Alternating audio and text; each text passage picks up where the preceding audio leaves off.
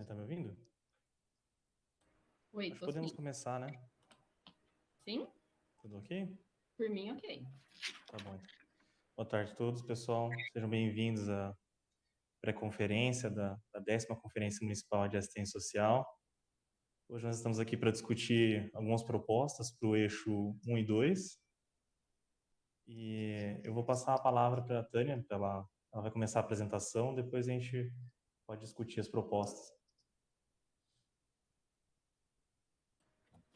Olá, boa tarde. A gente já foi se cumprimentando aqui, né, nesse período inicial, mas, né, oficialmente acho que agora estamos todos aqui nessa tarde, formalmente, né, para pré-conferência municipal de assistência social, mas, né, como a gente foi conversando também desde o começo, onde começamos a pensar esse processo conferencial, né? Fui fazendo contato com algumas pessoas da equipe, até para levantar algumas informações. Eu vejo que esse é um momento do diálogo e do debate, né? O momento da gente sentar, conversar, avaliar, né? Olhar aí, né? O que fizemos nesses últimos anos em relação à política da assistência social no município de Peabiru, verificar, né, aonde nós estamos e aonde nós queremos chegar, né? Então eu quero agradecer o convite, né, que vocês me fizeram, né, tamanha responsabilidade essa, né, que tem de estar aí nesse processo conferencial, uma política que nos move, né, assim, eu me sinto quase que em casa, porque eu vou vendo alguns nomes, alguns rostinhos conhecidos, né? Então, isso nos dá aí uma tranquilidade também, né? De saber que estamos com parceiros aqui nessa tarde para estarmos conversando. Né? Então, eu vou começar me apresentando. Conheço, eu acho que vários aqui pelos nomes e pelos rostinhos, né? Mas para quem eu não conheço, para quem não me conhece, o meu nome é Tânia, eu sou assistente social, trabalho aqui no município de Campo Mourão, onde eu estou agora, né? Estou em Campo Mourão. A minha autodescrição, eu sou uma mulher, 42 anos de idade, de pele morena, cabelos escuros, com médios. Estou usando uma blusa colorida, uso óculos, estou na minha casa, tem um fundo aí meio branco, com alguns quadros onde eu estou, caso, né, alguém no nosso meio precise dessa autodescrição.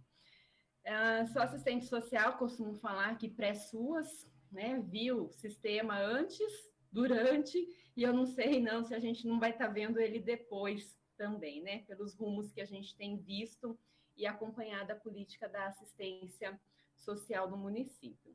Né? E sou docente na Faculdade Unicampo, aqui em Campo Mourão, em alguns cursos de graduação. Já fui professora no curso de serviço social, hoje eu transito por outros cursos, né, num diálogo interdisciplinar, e tenho também dedicado um pouco do meu tempo para estudar a política da assistência social. Particularmente, eu tenho estudado as condições de trabalho dos trabalhadores do SUAS, né? Então, em que medida as nossas condições objetivas e subjetivas de trabalho condicionam ou não processos de adoecimento nessa política. Então, tenho desenvolvido alguns estudos, algumas pesquisas, alguns diálogos, e me considero aí como uma aprendiz, né, em relação a essa política. Né? Sempre a gente precisa estar se atualizando, conhecendo, né, acompanhando os atos normativos, né, que começam lá na década de 1990 e né, estão aí, né, todo momento sendo atualizados, né, sendo expedidos novas regulamentações, e nós, trabalhadores do SUAS, né, nós, enquanto controle social do SUAS, né, precisamos estar atentos e acompanhando, especialmente nesse último ano, ano de 2020, esse ano de 2021, que está sendo atípico por conta da pandemia da Covid-19. Né? Então, penso que a gente, enquanto gestão, né, hoje eu estou na gestão e sou conselheira municipal de assistência social também, né, então estou nas duas funções, então, quer seja gestão, quer seja os conselhos, nós temos muita responsabilidade né, diante do cenário que nós estamos vivendo, do agravamento das condições de vida da população e com a responsabilidade de organizar as nossas ofertas para atender as demandas do usuário, e muitas vezes nós temos que organizar isso de uma forma muito rápida, né? São muitos documentos, são muitas diretrizes, são muitas normatizações, né? E aí então nós precisamos estar atento para garantir essas ofertas e ir de encontro àquilo que a população precisa, né? Então, a gente, né, se encontra nesse cenário. Eu vou pedir a liberdade de fazer a apresentação aqui para vocês. Eu montei algumas lâminas, né, para a gente poder estar conversando em cima desses eixos, né, que a gente se propôs hoje. Deixa eu só abrir aqui a minha apresentação.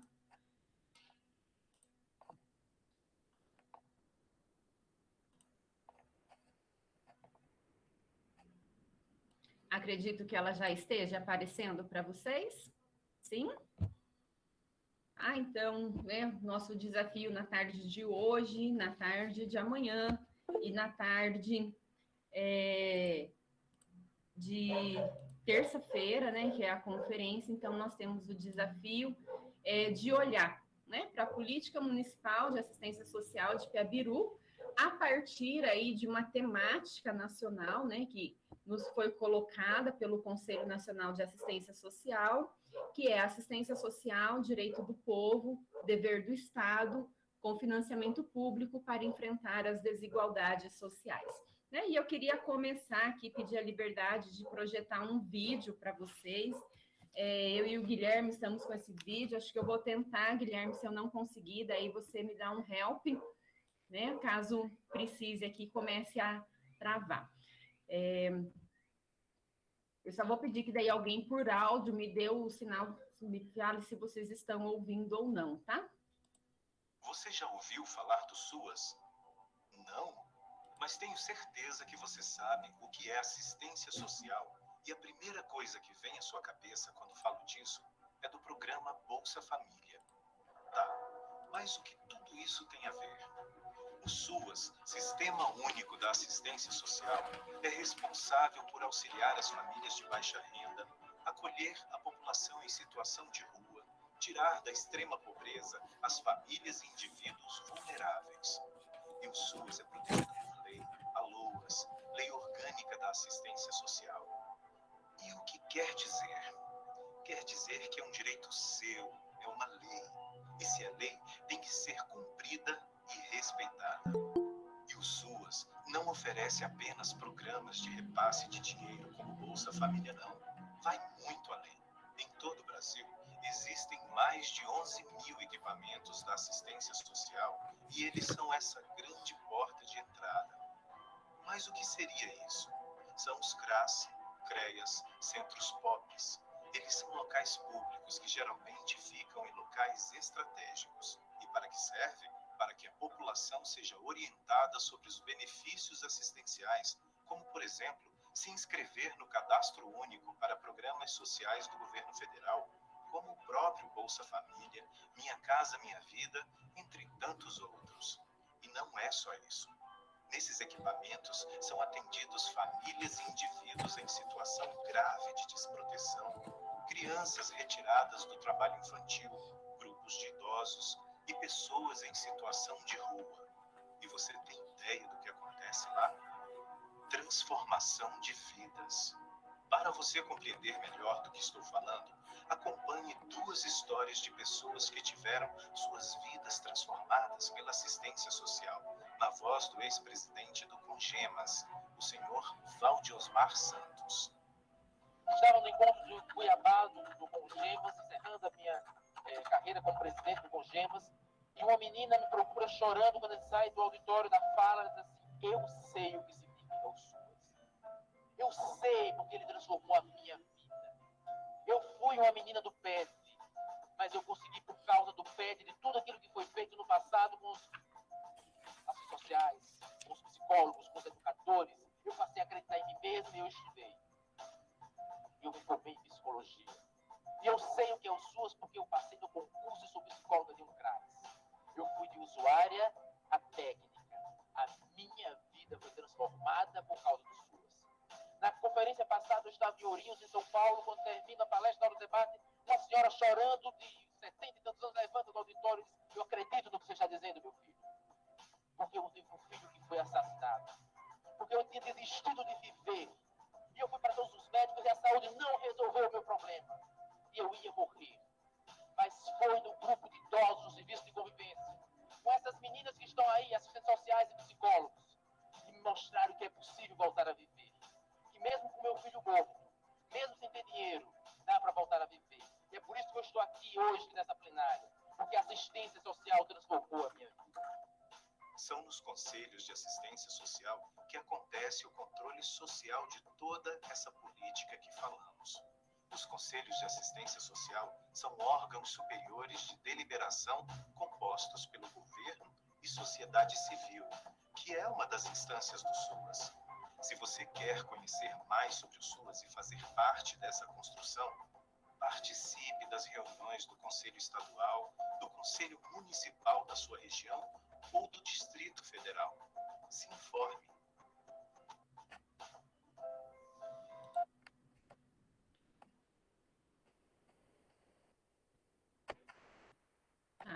Então, esse vídeo, né? Já conheciam um vídeo ou não? Alguém já tinha visto? Não? Né? Então, quando eu vi, né, esse vídeo, eu falei, não, eu preciso, né, começar por ele, né, falar dele, porque muitas vezes quando a gente fala na política de assistência social, eu não sei se isso acontece com vocês, mas muitas vezes quando a gente fala nisso, as pessoas remetem à entrega de cesta básica, né, o programa Bolsa Família ou a concessão do benefício de prestação continuada. Né? E eu falei isso esses dias, né? Eu tenho trabalhado isso com as nossas equipes, né? Da gente olhar esse sistema como algo muito maior, né? Porque quando a gente reduz a política da assistência social à entrega da cesta básica, nós estamos diminuindo o papel que ela tem no contexto da proteção social brasileira. Né? A assistência social não é assistencialismo. Né? A assistência social, ela não é filantropia, a assistência social, ela não é caridade, né? A entrega da cesta, ela não pode acontecer por ela mesma, né? Mas a entrega da cesta, ela precisa acontecer com uma finalidade articulada a um trabalho social com as famílias, que envolve aí a gente trabalhar tanto no âmbito material, das condições de sobrevivência, então nós não podemos menosprezar o papel que esse benefício eventual ele tem nas condições de vida da nossa população, especialmente nesse contexto pandêmico, né, onde a gente tem visto, acompanhado aí alguns indicadores sociais, né, a gente tem visto o agravamento das condições de sobrevivência, a população ela tem voltado a passar fome, né, então a gente sabe que né, nesse cenário, a cesta básica ela tem feito a diferença na vida de muitas pessoas. Mas, para além de um benefício material, né, para além de prover as condições de sobrevivência e existência da classe trabalhadora, a assistência social ela se realiza também no âmbito imaterial. E isso tem chamado minha atenção, porque muitas vezes eu penso que nós, enquanto trabalhadores do SUAS, né, a gente, enquanto controle social, a gente tem perdido um pouco dessa dimensão, ou então a gente até desconhece essa dimensão. Né? Então, no vídeo, chamou muito a minha atenção quando ele falou assim, olha, a assistência social transforma vidas. Né? E a gente transforma vidas, não é só porque a gente proveu um benefício socioassistencial para aquela família.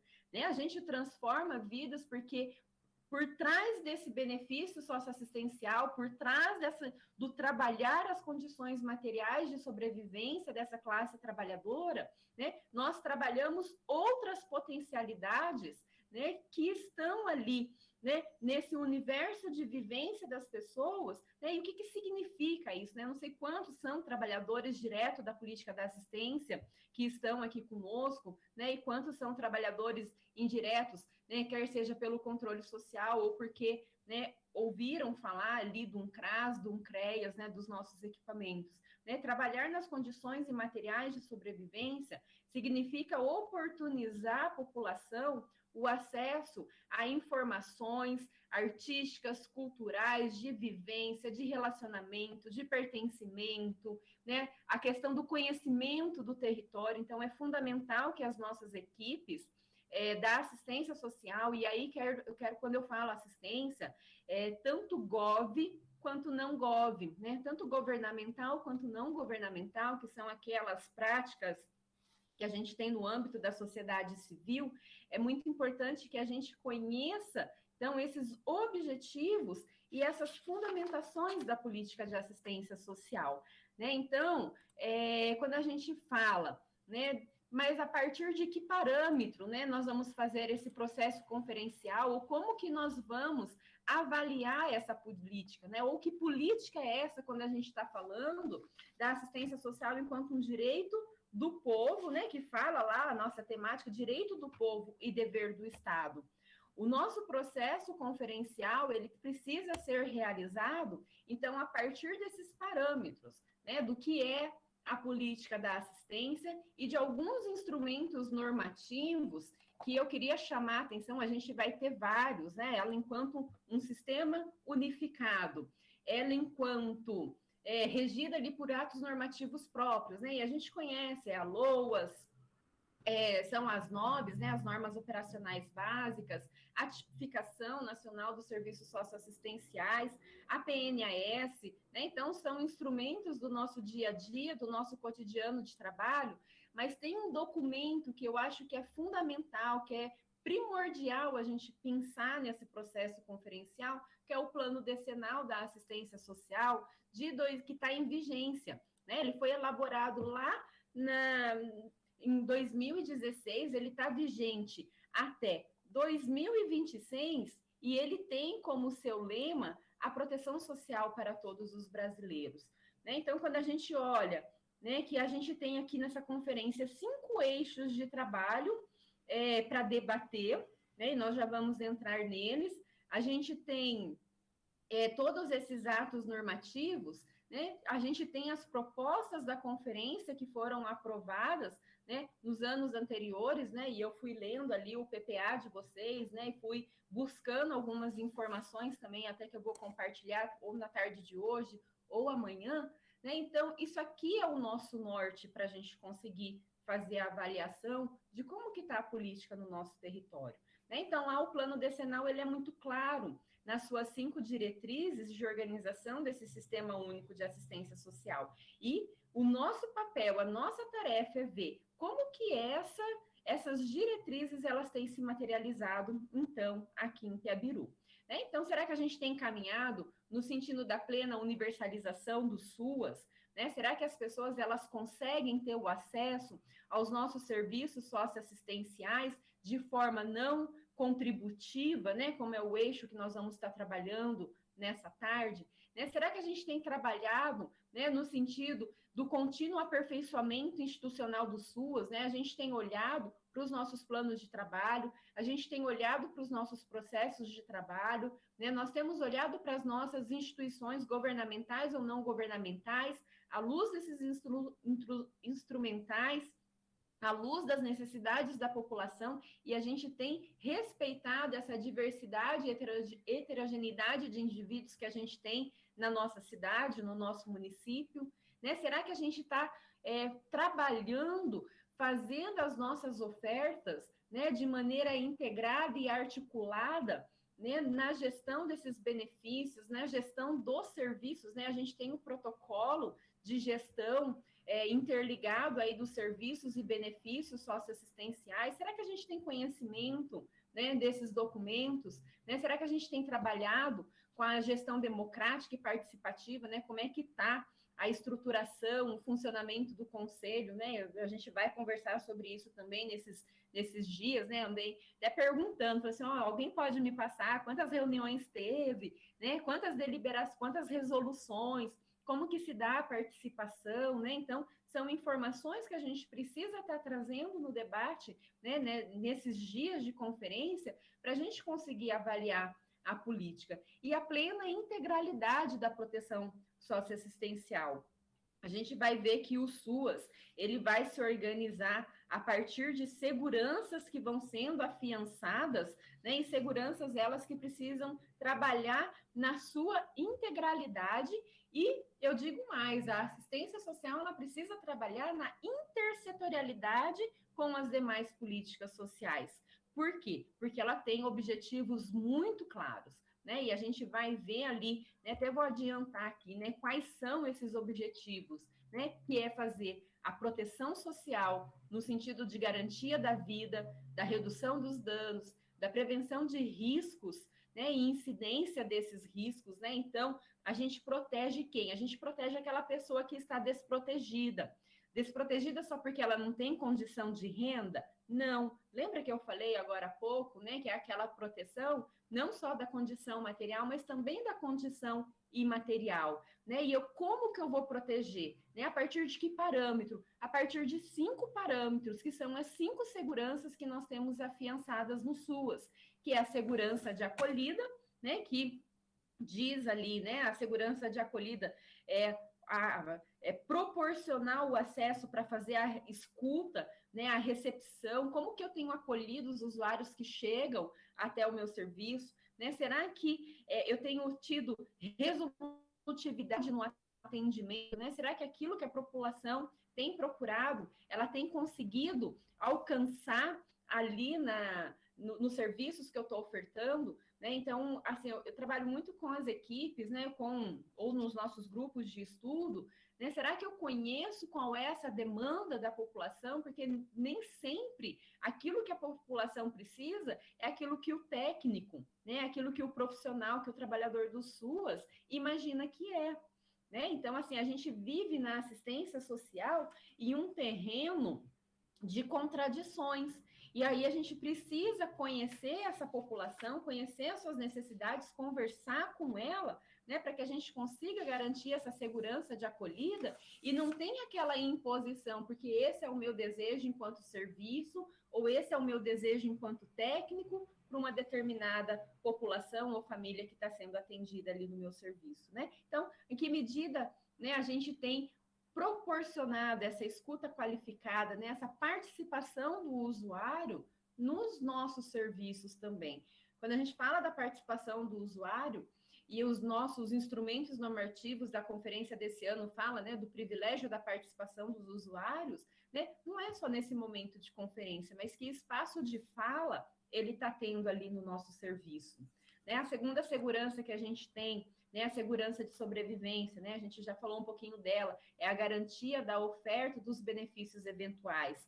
Né? A gente viu como cresceu assustadoramente a procura da população por esses benefícios. Né? E o que a LOAS vai falar, né, a respeito dos benefícios eventuais? Eles existem para proteger, né? Então, garantir essa proteção social para proteger o cidadão nas suas condições de nascimento, morte, vulnerabilidade temporária, ou então situações de calamidade de emergência pública. Gente, eu vou pedir uma licencinha aqui, porque senão vai acabar minha bateria. Desconectou aqui da parede. Só um minuto. Aqui, acho que deu certo. Né? Então, os benefícios, eles têm uma finalidade. E aí a gente tem a liberdade de organização desses benefícios de acordo com a nossa realidade territorial. Então, não tem como eu falar de segurança de sobrevivência sem falar, né, do outro objetivo que está ali, que é assegurar a vigilância socioassistencial, né, analisar territorialmente como está as nossas famílias. As nossas famílias, elas estão empobrecendo, né, nesse contexto pandêmico. As nossas famílias, elas estão vivenciando maiores situações de violência. E que público é esse que está vivenciando a situação de violência? Então, eu preciso conhecer. Porque se eu não conhecer, como que eu vou planejar a política pública? E, novamente, a gente volta para aquela situação. Eu, enquanto técnico, pensando para o usuário e não com o usuário. Né? A gente tem também a segurança do convívio familiar. Eu acredito, né, que existe uma tendência aí da gente pensar que esse contexto pandêmico revelou para nós que nem sempre a casa é o lugar de segurança, né? Porque a gente viu situações de violência acontecendo numa incidência muito maior, especialmente com mulheres, crianças e idosos, né? Que é um público, né? A partir de um ciclo de vida aí, de um segmento vulnerabilizado, né? Então, em que medida os nossos serviços têm garantido a proteção social para essa população, né? Tem trabalhado esses laços de pertencimento? Será que os nossos serviços, as nossas ofertas, ela tem garantido a proteção social no sentido de garantir o desenvolvimento da autonomia dos indivíduos, né, deles fazerem as suas capacidades de escolha, né, ou nós tutoriamos, né, a gente vem de um histórico do nosso país muito clientelista, muito paternalista, né, e a gente vai ver que em cidades do interior, em cidades menores, né, em cidades de médio porte, de pequeno porte, a gente tem muito dessa cultura presente. Não que lá no grande centro não tenha, né? Existe, mas o patriarcado, né? Como ele tem se manifestado, né? Aqui na nossa cidade, na nossa região, né? E será que a gente tem trabalhado isso, né, a capacidade de fazer escolhas, né, desenvolvimento dessa autonomia com os nossos usuários e a segurança social de renda, né, que aí é a concessão desses benefícios, né, que vão ser aí os conhecidos, o Bolsa Família, né, nós estamos na expectativa da mudança do Bolsa Família para o novo auxílio que está vindo aí a partir dos próximos meses, né, e como que ficam as nossas famílias, né? Então a gente precisa pensar, né, esses objetivos da política da assistência social, né, da proteção, de garantir essa vigilância socioassistencial, de fazer essa defesa de direitos para que a população ela tenha acesso ao conjunto das provisões socioassistenciais, para que a gente então consiga, né? Eu preciso conhecer que o objetivo da assistência ele não é o assistencialismo, né? Ele está para além da entrega da oferta material. Né? Então, a gente tem um objetivo muito claro, que é fazer esse desenvolvimento desse conjunto de objetivos para fazer o enfrentamento da pobreza. E a assistência social não vai fazer isso sozinha. Ela precisa fazer articulada com as demais políticas setoriais. Né? Eu fui vendo aqui, conforme vocês foram entrando e colocando boa tarde, né, pessoal da cultura, né, um pessoal aqui apareceu agora para mim da Fazenda, né, Secretaria de Fazenda, né, não sei se a gente tem alguém aqui da educação, do esporte, né? Por que é importante a gente ter um controle social fortalecido, não só com trabalhadores do SUAS, mas com as outras políticas sociais? Porque o enfrentamento da desigualdade, o enfrentamento da pobreza, a pobreza ela é estrutural, né? A pobreza não é resultado da condição do sujeito, eu quis ser assim ou eu quero permanecer assim. Não, ela está ligada a fatores econômicos, políticos e não apenas sociais. Então, a gente precisa desse conjunto de medidas político e econômicas para conseguir fazer o enfrentamento da pobreza, né? E é nesse sentido que a conferência ela vem chamar a nossa atenção, então, para a discussão do eixo 1, ali, né, que vai falar sobre a proteção social não contributiva e o princípio da equidade como paradigma para a gestão dos direitos socioassistenciais no enfrentamento das desigualdades sociais. Né? E aqui, novamente, eu chamo a atenção, não é o enfrentamento da pobreza, mas o enfrentamento das desigualdades, porque a gente tem que ter esse ponto de partida que a pobreza, ela se dá num outro âmbito, né? Então, a assistência social sozinha, ela não vai conseguir dar conta, né?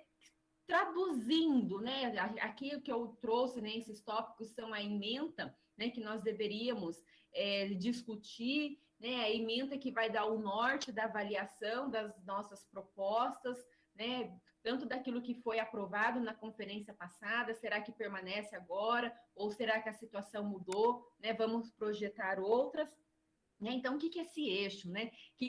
Como que a gente pode traduzir, né, esse título que às vezes parece que é tão complicado? Né? Então, seria como se a gente estivesse perguntando qual é o papel da assistência social enquanto uma política social não contributiva. Né? O usuário ele não precisa pagar para ter acesso aos seus serviços da assistência social.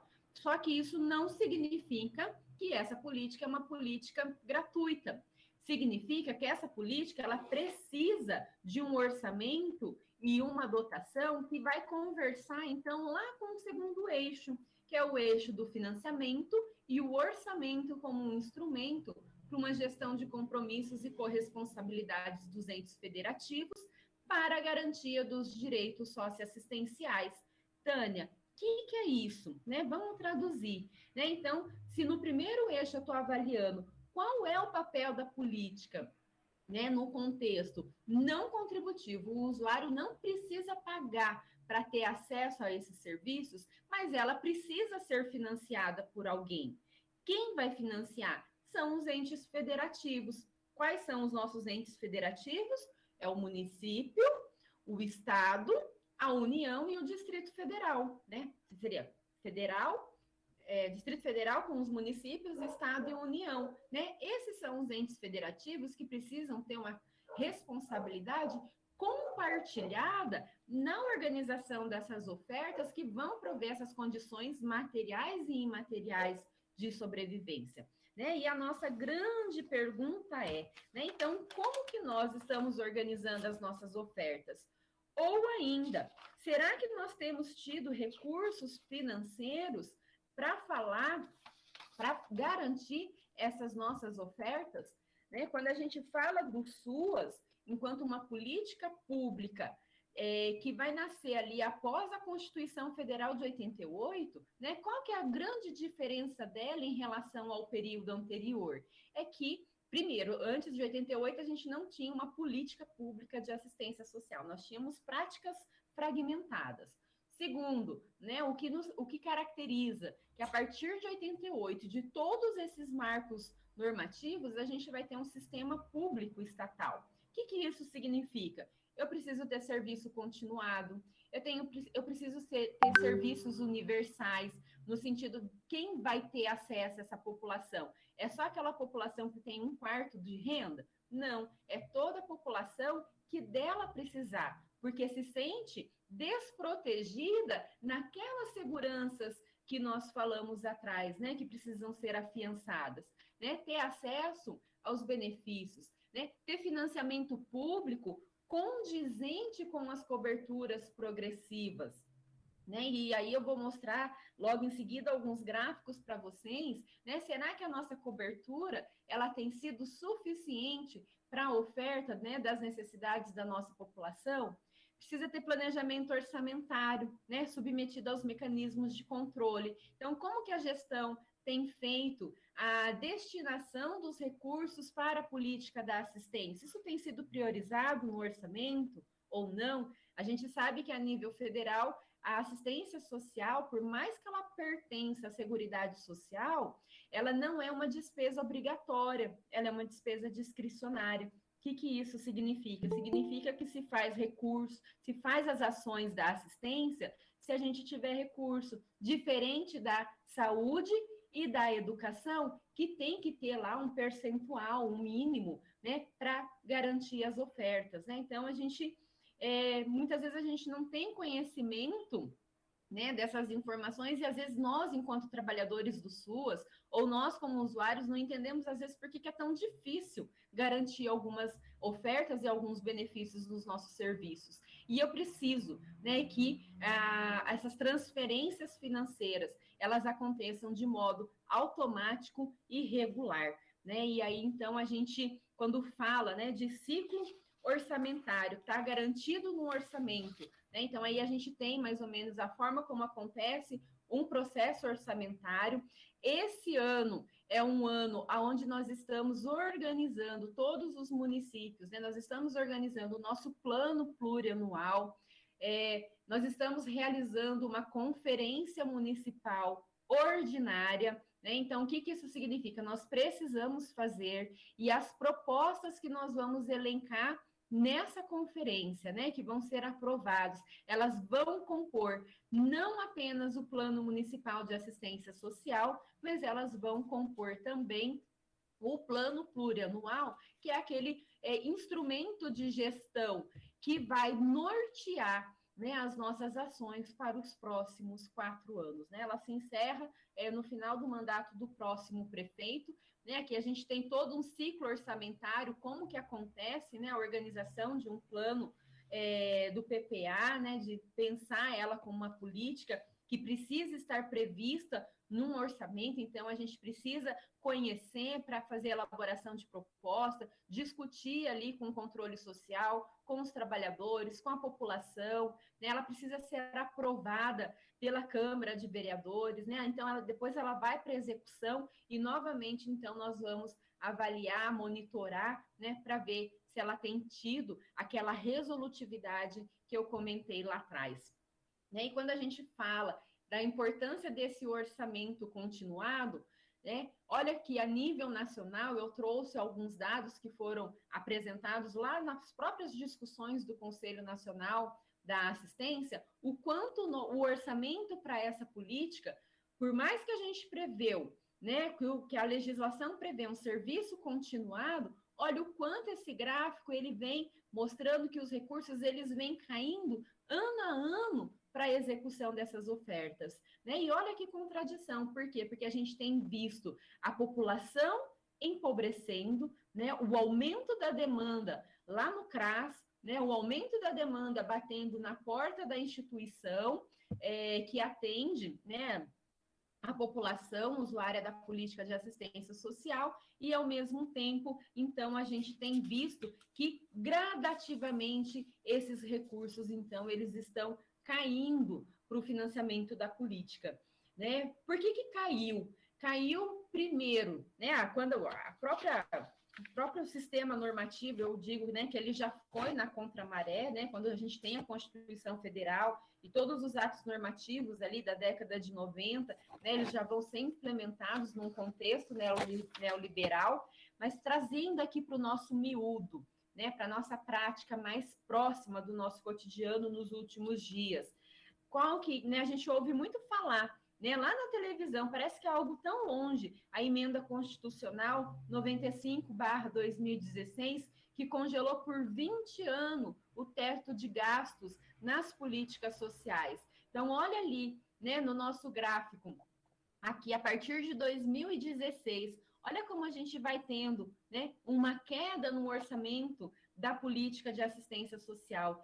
Esses dias eu ouvi uma professora minha falando assim, é como se a gente comprasse, né, quando o bebê vai nascer, a gente comprasse uma roupinha de bebê e quisesse que essa nossa criança, né, usasse essa roupa por 20 anos, né? Não dá, né? Não cabe, né? É contraditório pensar, né, essa questão orçamentária em relação às necessidades da população. Né? Um segundo ponto que fez cair, né, a portaria 2.362, lá de 20 de dezembro de 2019, onde ela vai fazer ali, né, um estabelecimento que vai ser priorizado o repasse de recursos para os municípios com menores saldos nas suas contas correntes. E aí a gente teve, né, muitos municípios perderam seus recursos nesse ano, não houve a recomposição do orçamento, nós não recebemos parcelas em atraso e os nossos serviços, né, então eles vão ter um impacto direto quando a gente não tem o financiamento da política. E aí você pode falar assim, Tânia, mas isso aí é âmbito nacional, né? E no nosso município, como que fica? Né? E aí eu consegui, né, depois de muito tempo tentando, porque o site estava fora do ar, ontem ou antes de ontem, eu consegui entrar lá no relatório das parcelas pagas lá do município de Piabiru, né, que fica disponível, ele tem acesso público, né, no site do Ministério da Cidadania, né, então você procura lá parcelas pagas, a gente consegue achar como que foi o financiamento dos serviços de vocês nos últimos anos, né, então eu fiz a série aqui apenas de 2016 para cá, né, que é enquanto, então, a gente tem essa emenda constitucional que congelou, né, esses gastos. Então, olha aqui a diferença que a gente teve, né, de recursos lá no ano de 2016, né, então aqui o Ministério, né, não não fez o repasse de todas as parcelas, não teve, né, todas as parcelas do ano, né, por isso que 2017 ele terminou de pagar alguns recursos de 2016 e a gente vê aqui um aumento, mas olha a queda, né, que então a gente vai ter em 2018. Ainda não tinha sido promulgada essa portaria que eu falei para vocês, né, da questão dos menores saldos e do atraso de repasses. Então, o Ministério pagou aqui, né, atrasados, mas no finalzinho do ano de 2019, né, então saiu essa portaria, né, que trocando em miúdos, né, quem recebeu, recebeu, quem tinha menos dinheiro na conta recebeu, quem não tinha, né, e não recebeu, não vai receber mais.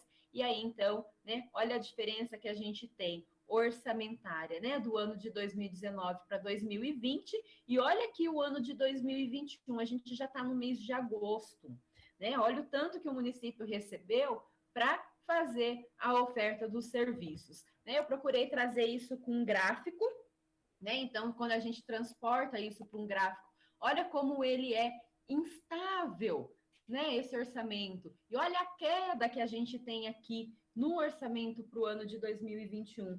Eu estava vendo o PPA de vocês, a programação de vocês, a previsão, né, era trabalhar em torno de 200, acho que é 200 mil reais, né, de recebimento de parcela do ente federal, né? Então, vocês, né, receberam até esse momento 53 mil reais.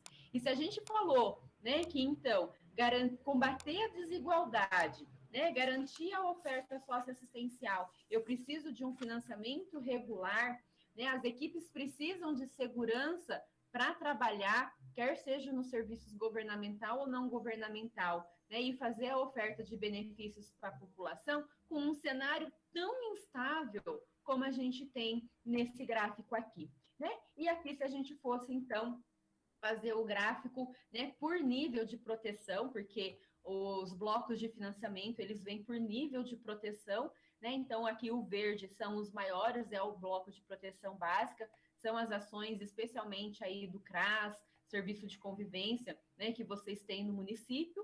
Programas, né? São aqueles programas, vocês tiveram, que eu vi ali, o programa Criança Feliz, vocês tiveram uma adesão, né, dos demais eu não vi, entra aqui o programa do PET, o Acessuas Trabalho, mas especificamente eu não, né, não está aqui, né, vocês não receberam.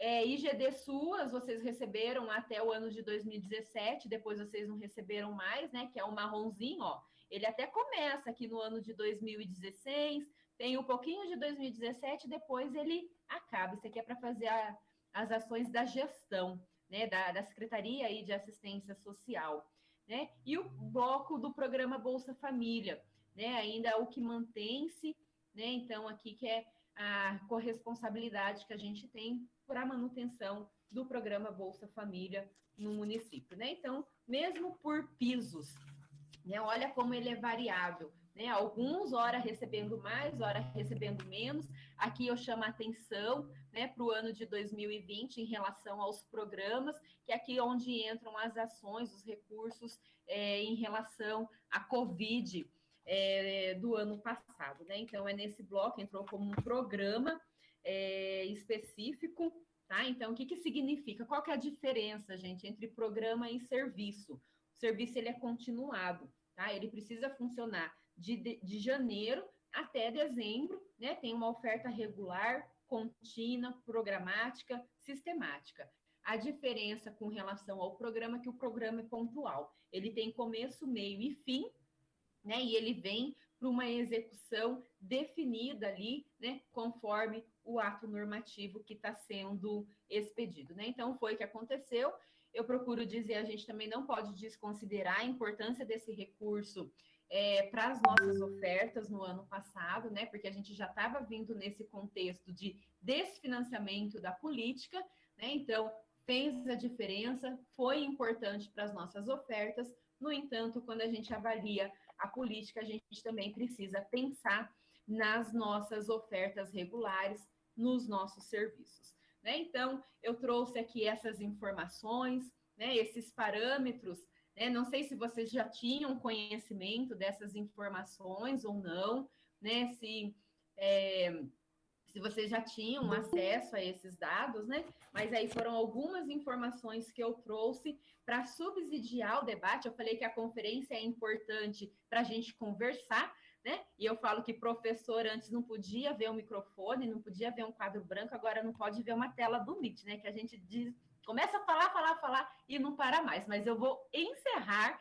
tá, a minha fala aqui, porque acho que o legal da conferência, né? Então, a partir dessas provocações, a partir dessas reflexões, é a gente conversar também. Como que vocês veem, né? Se essa realidade que eu trouxe para vocês faz sentido ou não faz sentido, né? Falar, ai, não, Tânia, você viajou, né? Ou não, né? Realmente a gente tem tido aí algumas dificuldades, essa questão financeira, né? Tem pegado no município, porque o que acontece, gente, quando a gente não tem esse financiamento regular do governo federal? A responsabilidade acaba sobrecaindo no município. E o município ele vai ter uma responsabilidade muito maior, né? Então, não só pela execução, mas também pelo financiamento do serviço. Tá? Então, eu queria ouvi-los, né? E aí eu não sei quem que, né? A Natália, que é meu ponto de referência aqui, né? Que eu estou vendo ela, né? Então, assim, Natália, né? Eu queria abrir para ouvir um pouquinho vocês e também para ouvir, né? Então, dentro desses dois eixos, na questão da assistência como não contributiva, né? Se a gente já pensou, né? Que tipo de oferta, ou em relação ao financiamento, que tipo de oferta, então a gente pode estar pensando para o nosso município para os próximos anos, né? Então eu deixo aí com vocês, Guilherme, Natália, né? Que são os meus pontos de apoio. Então eu deixo aí com vocês também para a gente abrir, né? Para o debate nesse momento.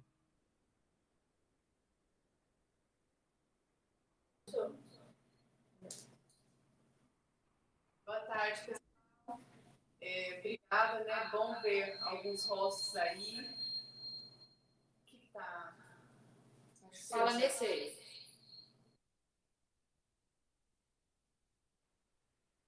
Tá com eco? Só um minutinho.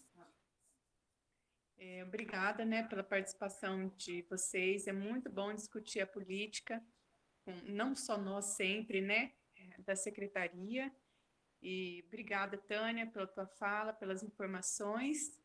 Eu gostaria de ouvir, para além da gente que está aqui nos equipamentos, no dia a dia, como as pessoas têm visto a política de assistência social no município.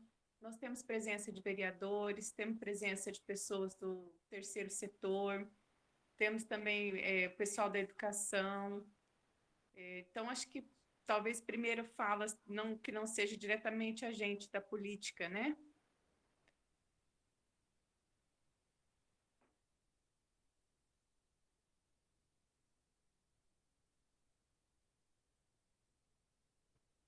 É com vocês, pessoal. Pessoal, a Pai, Lars, quiser falar. Desculpa, Tânia, perdão.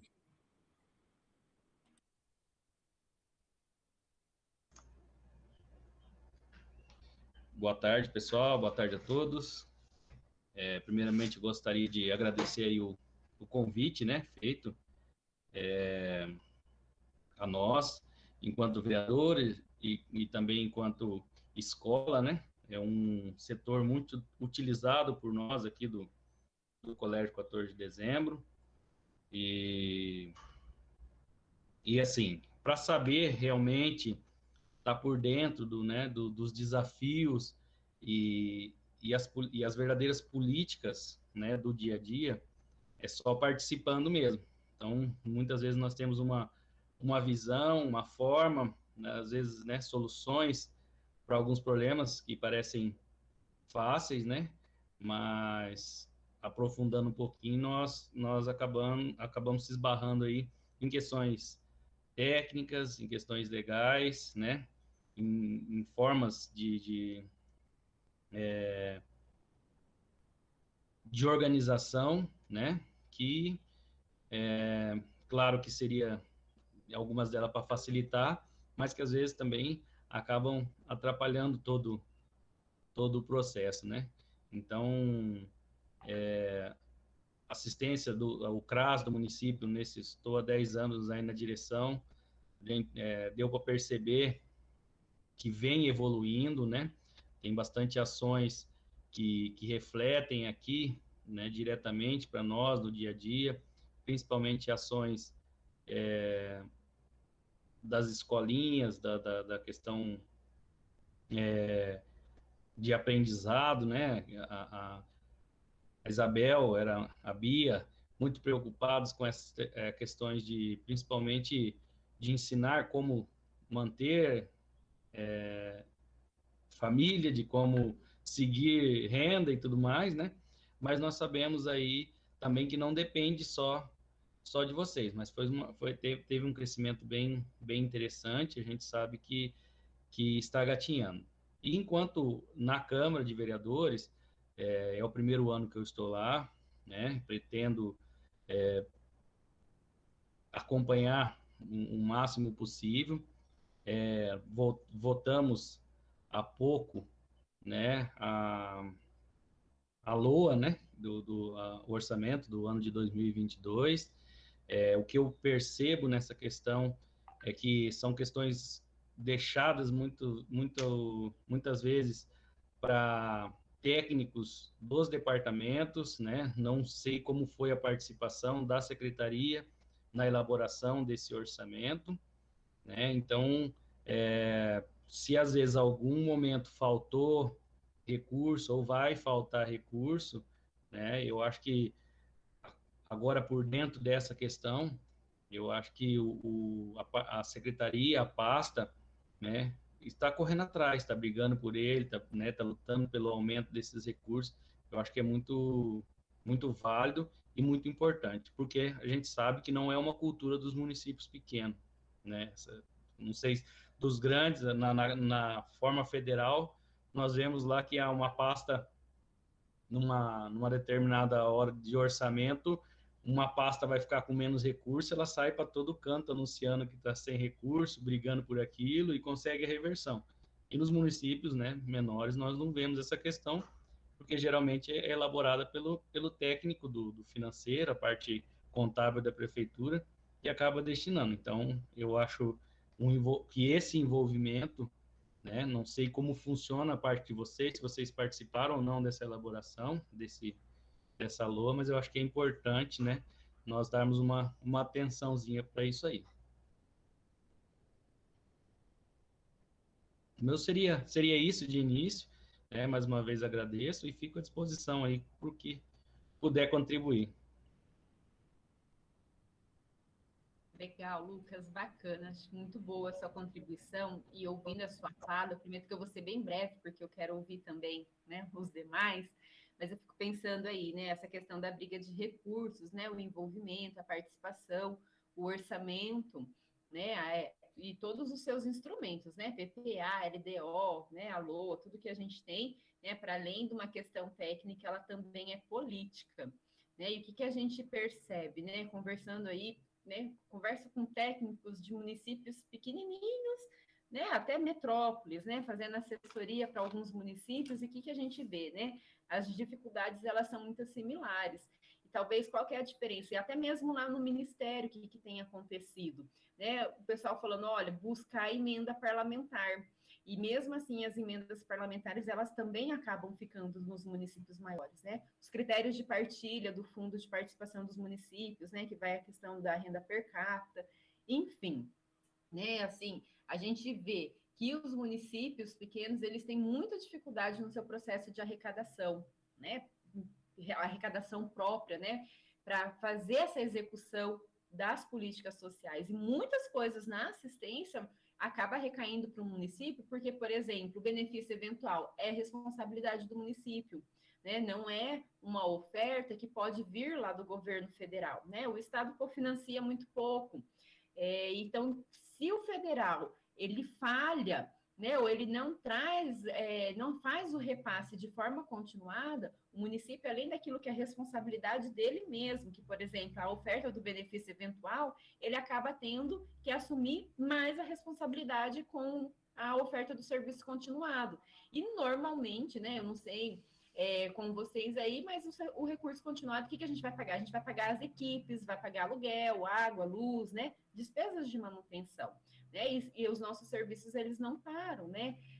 Mesmo agora, no contexto da pandemia, a assistência social foi considerada serviço essencial, não parou, né? Nós não paramos um minuto, né? Pelo contrário, a nossa demanda de trabalho aumentou, né? Então, é bem pertinente, eu acho isso que você está falando, né? Então, de olhar, né, a questão dos nossos serviços, né, por uma questão técnica que é, sim, né, precisamos ouvir os técnicos, mas a gente também, né, vê aí como uma questão política de qual tem sido o papel do Estado e da Federação no cofinanciamento das nossas ofertas. Né? Acho que seria legal se algum conselheiro também, né, pudesse avaliar, né, antes da gente passar para o pessoal da gestão em si, né, mas acho que é muito bacana, né, não sei se o presidente do Conselho Municipal está aqui conosco, acho, né, ou mesmo algum conselheiro, né, poder fazer aí uma avaliação também, ou trabalhador de outra política, né, que a gente falou muito da intersetorialidade, a política, né, ela não se faz sozinha, esse enfrentamento.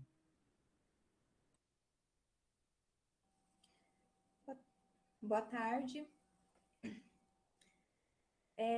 Eu vou falar, ouvindo a fala da Tânia e do Lucas, né? Eu entendo assim que uma das propostas que poderia não, acredito que vai sair, mas é que a gente colocasse que ocorresse a recomposição e o aumento no orçamento da política da assistência, né? Porque olhando os gráficos que a Tânia apresentou, teve uma queda muito significativa e que, querendo ou não, está refletindo em todas as pontas, né? Não só diretamente na assistência social, mas a ponta também está sofrendo muito com isso, porque aí o que acontece? Os recursos sendo diminuídos, né? O repasse são menores. E aí o serviço tem que continuar, seja ele dentro do CRAS, seja ele numa instituição, seja ele onde for, ele precisa de acontecer. E como a Tânia bem disse, se não vem o recurso do governo federal, infelizmente, o município ele vai ter que assumir. E isso se torna muito pesado para o município, né? Porque os municípios, eles não estão, assim, com orçamento recheado, né? Digamos assim. A gente entende que está muito difícil, que está apertado, mas os serviços não param. Então, eu penso e acredito que nós não temos esse costume, né? Mas deveríamos de passar a ter, de participar, né? Dessa discussão da lei orçamentária, né? Colocar as nossas necessidades, qual que seria o nosso gasto para o ano seguinte, ter uma previsão para que juntos pudéssemos pensar em algo, né? E buscar recurso. Ah, mas nós estamos buscando recurso, está difícil, nós entendemos, mas se nós não ficarmos lá, igual a gotinha batendo na pedra, ela não vai fazer nada, né? Então, a gente não é porque não está tendo agora que a gente vai desistir, nós temos que ser persistentes, porque os serviços não param, as demandas estão aparecendo, com a pandemia se agravou ainda mais, né?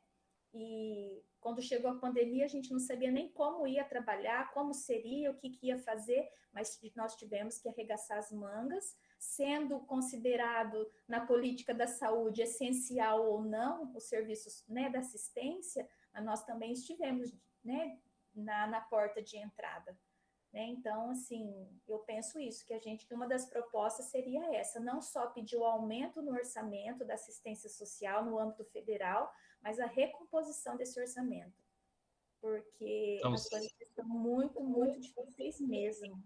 Então, só completando, Karina, eu acredito que a Tânia também, né, faz parte da fala da Tânia, da questão do orçamento, para o ano que vem já está fechado, né, Tânia? Então, nós temos que agora entender aqui e trabalhar esse ano e o ano que vem para já 2023, né? Então, exatamente. Mas assim, Lucas, não é que já foi fechado, mas eu digo assim, nós, enquanto pessoas, enquanto cidadão, enquanto sim, entidade ou enquanto, né, sociedade civil, a gente não tem o hábito de participar. sim. A gente tem o hábito de cobrar. Uhum. Né? Olha, está acontecendo isso, eu preciso, não sei, né? Mas a gente também tem que estar presente para a gente poder também entender o outro lado. Né? Eu entendo as minhas necessidades, mas eu não entendo lá do outro lado, a outra ponta. Né? E no caso, as coisas não param, né? As cobranças vêm, seja do Ministério Público, seja do juizado, seja de onde for, de que âmbito for, mas nós somos cobrados e temos que fazer as coisas acontecerem, né? E aí vai ficando desgastante, né? Só que a gente não pode desistir. Né? Então, assim, seria uma sugestão, né? Para futuros a gente se unir mais, porque juntos a gente consegue avançar, nem que for um pouquinho, né?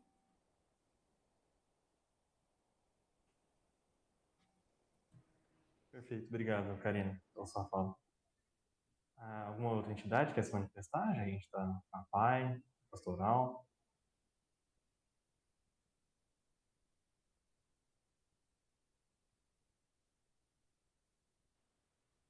E palmas. Perdão. Palmas para a Karina, hein? É isso aí, Karina. Legal. Acho que todo mundo junto a gente avança um pouquinho, né? E acho que nisso saíram duas propostas da boca da Karina, pelo que nós estamos anotando aqui. Só também para complementar tudo que foi dito, estamos aqui com a Cris, que é a parte do financeiro, confirma essa questão orçamentária.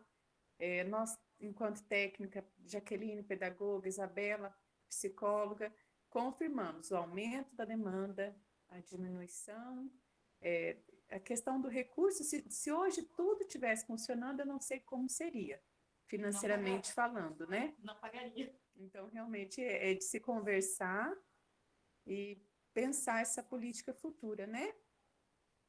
Isa, você consegue ler as propostas da Karina?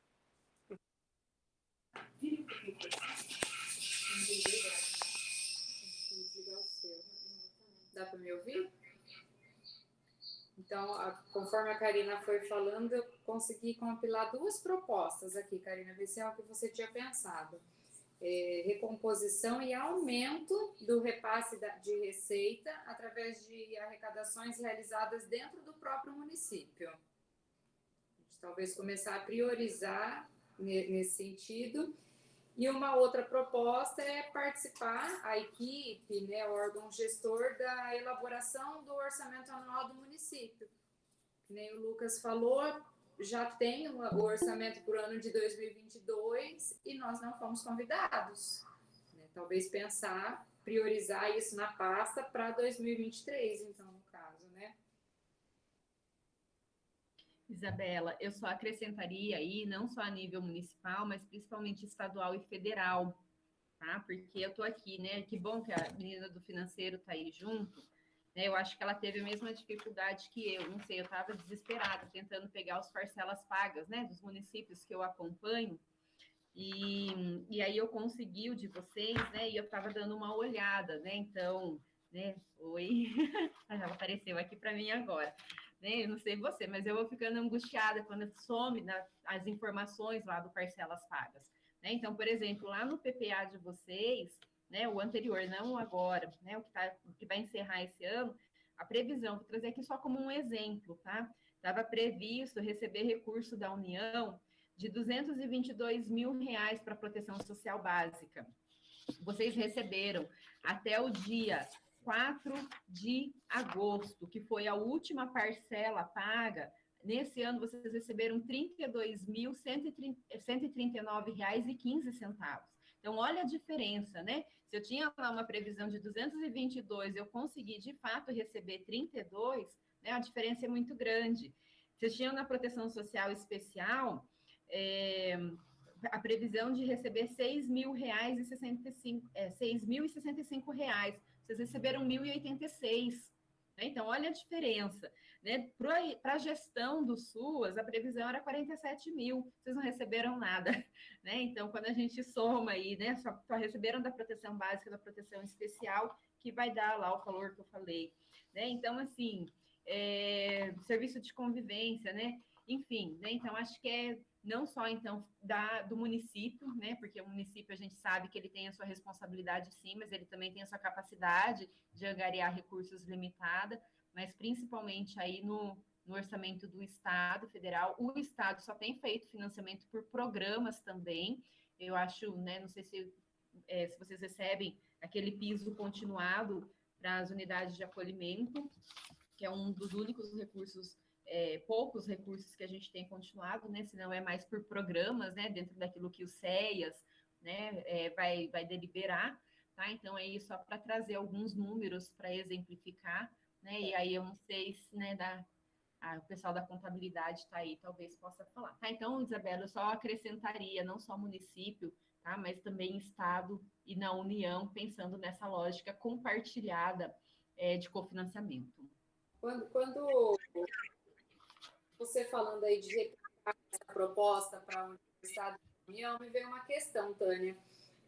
Muito do nosso repasse vem vinculado apenas ao porte do município e não à demanda. Então, talvez, pensando aqui uma recomposição e aumentar o repasse estadual, considerando a complexidade, né, e não apenas o porte do município. O que você acha? Eu acho que isso pode sair como uma proposta, sim, né? Até porque a gente sabe que era aquele pacto de aprimoramento, né? Que era, a gente tinha ali algumas metas para serem cumpridas, né? Porque ia interferindo lá no nosso cofinanciamento, né? Hoje a gente não tem, né? Ele acabou a vigência, não foi renovado o pacto de aprimoramento e não teve, quando a gente, né? A Karina falou da recomposição, a gente não teve aumento de valor. Né? Pelo contrário, a gente de 2019 a gente perdeu, né? A grande maioria aí perdeu quase que 30% dos recursos, né? Então, eu acho que convém sim. E pensando outra coisa que você comentou aí, talvez da possibilidade de ver a decadência da assistência social, me veio uma questão que tem nos intrigado bastante, que a gente tem ouvido falar, a respeito dos cadastradores do Cadastro Único, né? Então, talvez uma possibilidade para o federal é manter o Cadastro Único na sua forma original, para garantir a integralidade da assistência social. Porque a gente entende assim, pelo menos o que a gente viu com essa questão desses auxílios, né? Muitos não têm internet, o celular não funciona, muitos não conseguiram auxílio por falta de recursos digitais. Se todo mundo concordar, talvez uma proposta é manter o Cadastro Único na sua forma original, para garantir essa proteção social não contributiva, né? Para que todos tenham direitos ali e todos tenham acesso. Eu concordo com você. Eu acho que é importante também, né? E aí eu vou fazer só mais uma provocação, assim, sabe? Mas é porque eu estou intrigada, né? Não tenho nem estudo científico para falar ainda, né? Mas, assim, é uma dúvida que eu tenho aqui que me inquieta. A gente sabe que a revolução tecnológica, ela tem acontecido, né? E que ela é irreversível, né? E acho que o auxílio emergencial, né, mostrou isso para nós, né? Ele foi um benefício, por mais que a gente fala das seguranças, ele não passou, né, pela política da assistência, ele foi feito de forma paralela, e a gente viu a dificuldade que a população teve na questão da acessibilidade tecnológica, né? Eu arriscaria dizer que a gente vive um período até mesmo de exclusão digital. Eu acho que é muito importante, né? A medida provisória, ela já saiu agora, né, recentemente, de como vai funcionar esse novo auxílio, que vem substituir ali o programa Bolsa Família, pelo que a gente tem ouvido falar. Então, acho que é muito pertinente devido ao contexto, a gente está muito inseguro de como vai ser a materialização desse novo benefício. E aí eu faço uma outra reflexão no sentido, assim, de como a assistência social, né, como que nós temos nos preparado para atender essa demanda, né? Porque, por exemplo, aí não é só o auxílio, a gente viu com o processo do BPC, com a digitalização do INSS, eu imagino que o CRAS de vocês deva receber, né, toda semana, né? Não vou nem arriscar de dizer, né, mas toda semana deve aparecer alguém que fala, olha, eu preciso dar entrada no meu BPC, é digitalizado e eu não tenho acesso, né? Eu não consigo, né, fazer o agendamento, eu não consigo digitalizar os documentos. Então, acho aí até algo para a gente pensar, né? Será que os nossos serviços, a gente, né, pensando na lógica não protetiva, na disponibilização dessa acessibilidade digital para a população, será que a gente, enquanto política de assistência, a gente não precisa começar a pensar sobre isso?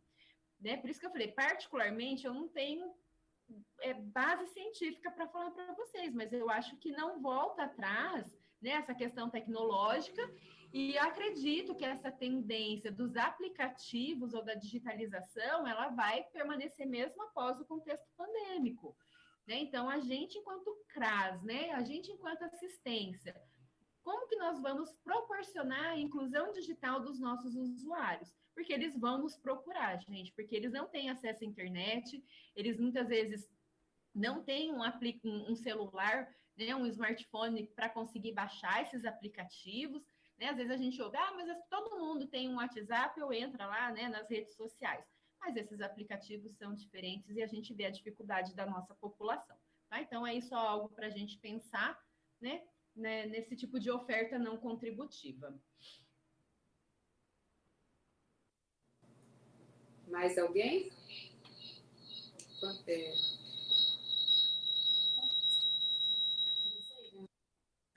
Quando a Tânia fala do BPC, poderia ser também uma proposta de pensarmos no aumento dos critérios, né, para a concessão desse benefício, porque como está hoje, está bastante difícil, né?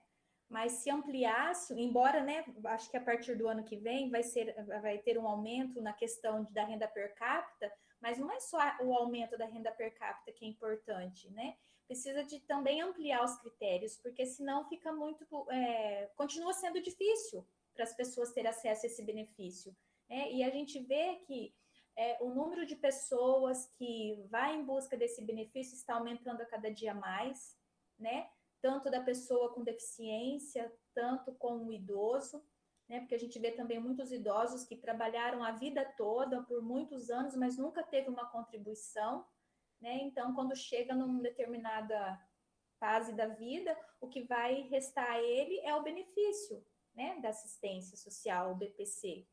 Só que aí tem que estar dentro dos critérios. Então, eu penso que se ampliasse um pouco mais esses critérios, além do aumento dessa per capita, que parece que já foi aprovada, né, Tânia, para o ano que vem, eu acho que seria interessante. Então, ficaria como uma outra proposta futura dentro dos eixos. Karina, seja mais específica para mim. Qual critério, por exemplo? Porque uma das possibilidades é aumentar a renda per capita para meio salário mínimo. Mas daí comentaram que já foi aprovado isso? Já. Eu acho que entra em vigor o ano que vem, no início do ano que vem, né, Tânia? Tá. Sim, parece que é esse. Eu não lembro de todos os critérios, né? Mas tem lá uma questão da composição da renda per capita, né? O que vai contabilizar ou não.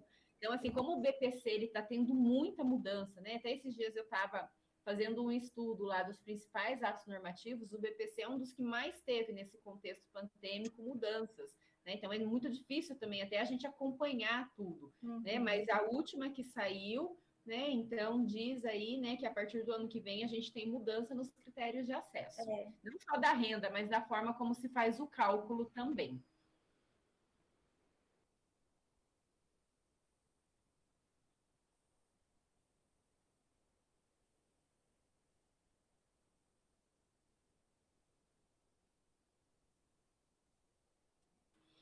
Vamos lá, pessoal. Mais alguém? Quem mais?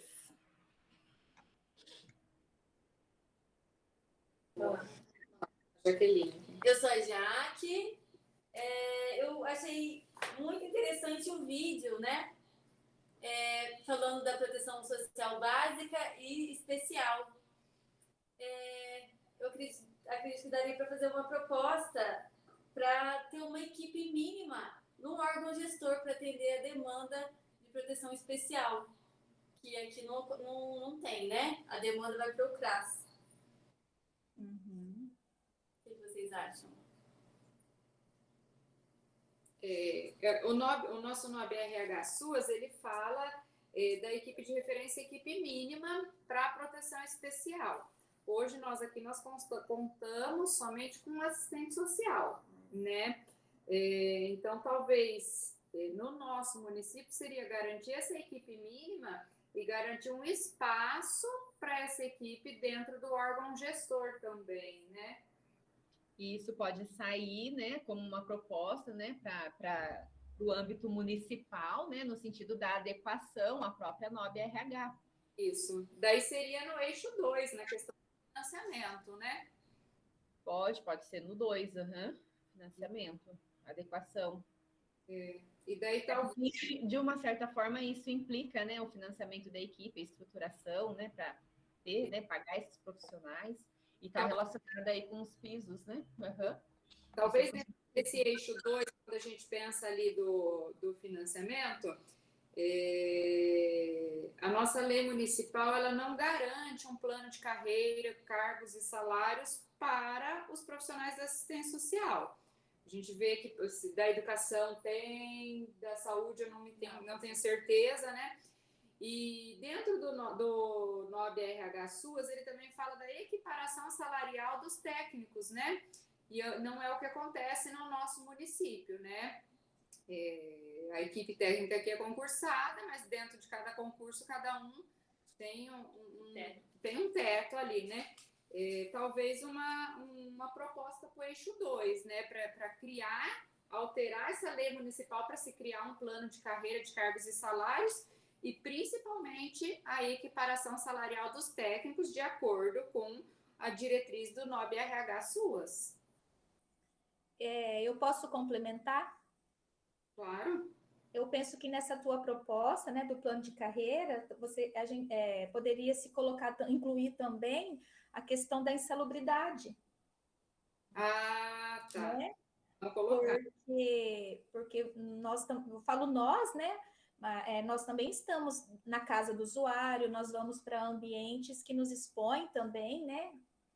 Então, eu penso que não é só a saúde que deveria ter esse direito. É claro que a gente também compreende que a insalubridade não vai garantir a nossa vida, né? Mas... principalmente na época de pandemia, nós não paramos. Exatamente. Eu penso que não só a saúde ter esse direito à insalubridade, mas os técnicos, né, do SUAS também ter esse benefício. Não sei o que os demais acham sobre isso, né? Coloquei aqui a insalubridade. Uhum. Com certeza.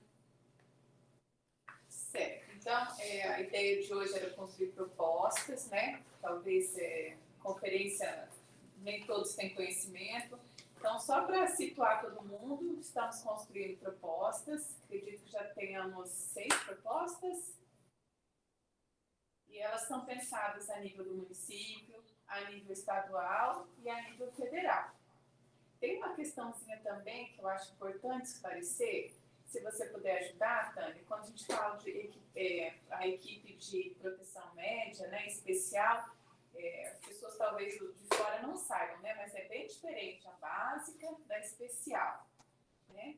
Se você puder, Tânia, ter mais conhecimento, reforçar isso, né, porque isso justifica a importância, né? Sim, até eu tinha colocado aqui para a gente trabalhar isso amanhã, né? A questão dos níveis de proteção dentro da política de assistência social. Então, a gente tem, né, essa proteção social, ela se faz pela proteção social básica, né? Que é prevenir situações, né, de vulnerabilidades e risco. E ali é muito o âmbito da oferta do CRAS, né? Que são as provisões básicas ali de sobrevivência, acompanhamento familiar, serviço de convivência e fortalecimento de vínculos, oficinas, né, voltadas para o mundo do trabalho, né? Então, são ações mais ou menos nesse âmbito que nós vamos trabalhar. Na proteção social especial, a gente tem a divisão entre média complexidade e alta complexidade, né? A média comporta ali, né, um serviço de proteção especializado às famílias, né, o PAEF. São 12 serviços socioassistenciais que a gente tem na política da assistência, né? Então, assim, ela, né, vai compor ali o PAEF, vai compor o centro-dia, né, que é uma atenção especial para as pessoas com deficiência e suas famílias, tá? E a gente vai ter também, no âmbito da proteção social especial, a alta complexidade, que aí entram né, os serviços voltados para as unidades de acolhimento e também os serviços de calamidade pública, né? Então, como amanhã a gente tem a discussão das seguranças, né, do controle social e o próprio serviço de calamidade pública, né? Eu até tenho um material, Natália, acho que eu posso até inserir, eu tinha me programado, né? Porque eu fui fazendo mais ou menos pelo cálculo do tempo, né? Então, eu imaginei que esse assunto a gente já entraria assim amanhã, né? Então, eu posso até trazer algo um pouco mais organizado, né, por esses níveis de proteção, para que o pessoal entenda. E o trabalho, ele é muito diferente, né? Porque lá na proteção social especial, né, eu trabalho com vínculos que já aconteceram violações de direito, por exemplo, no âmbito do PAEF, né, no âmbito ali da abordagem social, no âmbito né, do trabalho que é feito na média complexidade, na prestação de medidas, né, no acompanhamento das medidas socioeducativas, né? Então, assim, já aconteceu uma violação de direito, e quando eu vou lá para a alta complexidade é porque já se rompeu o vínculo, né? Por isso que eu preciso do acolhimento institucional. Então, são complexidades diferentes, são processos de trabalho diferenciados, né? Então, a forma como as equipes organizam o seu trabalho, ele é diferenciado, por isso da importância, né, da composição dessas equipes. E aí que perpassa também, né, gente? Eu não sei como que vocês pensam isso. Então, pensando nos objetivos da política, a gente tem que ter equipes muito claras de proteção básica, de proteção social especial, mas eu ainda acrescentaria mais um fator, uma equipe para vigilância socioassistencial, né? Porque quem vai fazer, né? Não adianta eu só apenas fazer o levantamento lá no final do mês, né? Coletar lá quantos atendimentos eu fiz para preencher um RMA, né? Que eu vou mandar lá para o governo federal para que, né, comprove a minha ação, né, para que o município continue habilitado e venha o cofinanciamento, mas a vigilância ela tem uma responsabilidade muito maior, não é só pegar o dado e colocar no RMA, mas é fazer esse processo de acompanhamento, né, para que os dados, né, do que os técnicos estão fazendo no Gov e não Gov virem informação.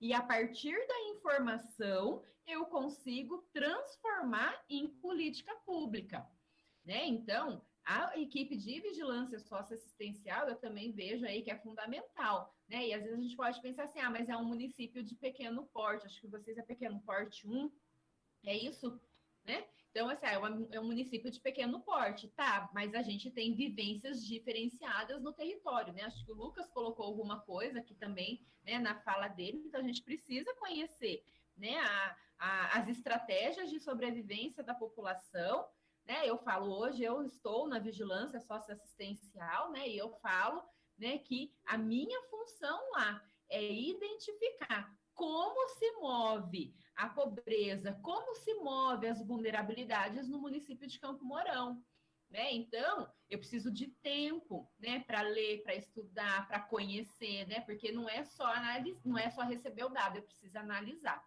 tá? Tudo bem que vigilância a gente não faz só a partir de um setor de pessoas específicas, né? Todo mundo precisa estar envolvido nesse processo, mas isso é importante para a gente pensar um processo de elaboração de política pública, tá? Então, equipes de nível de proteção com funções diferenciadas, né? E equipe aí de vigilância socioassistencial, sem contar todo o aparato, né? De uma secretaria executiva de conselhos, né? O pessoal do administrativo, que é o que vai, né, auxiliar na organização da política. E aí, Tânia, eu complemento no seguinte: essa importância da vigilância socioassistencial se dá a partir dos documentos, né? Então, assim, a partir do momento que a entidade que estiver recebendo o recurso, ela vai também estar prestando conta, né, para aquele órgão que está fazendo o repasse. Então, também vai existir a transparência do que está sendo gasto, onde está sendo investido, né, e da importância e a compreensão na hora de discutirmos valores, né? Porque não é só eu receber, eu também preciso ser transparente, claro, e mostrar que de fato aquilo está indo onde eu falei que vai. Exatamente, né? A nossa responsabilidade aí, né, com a transparência, que é um dos princípios da administração pública, né?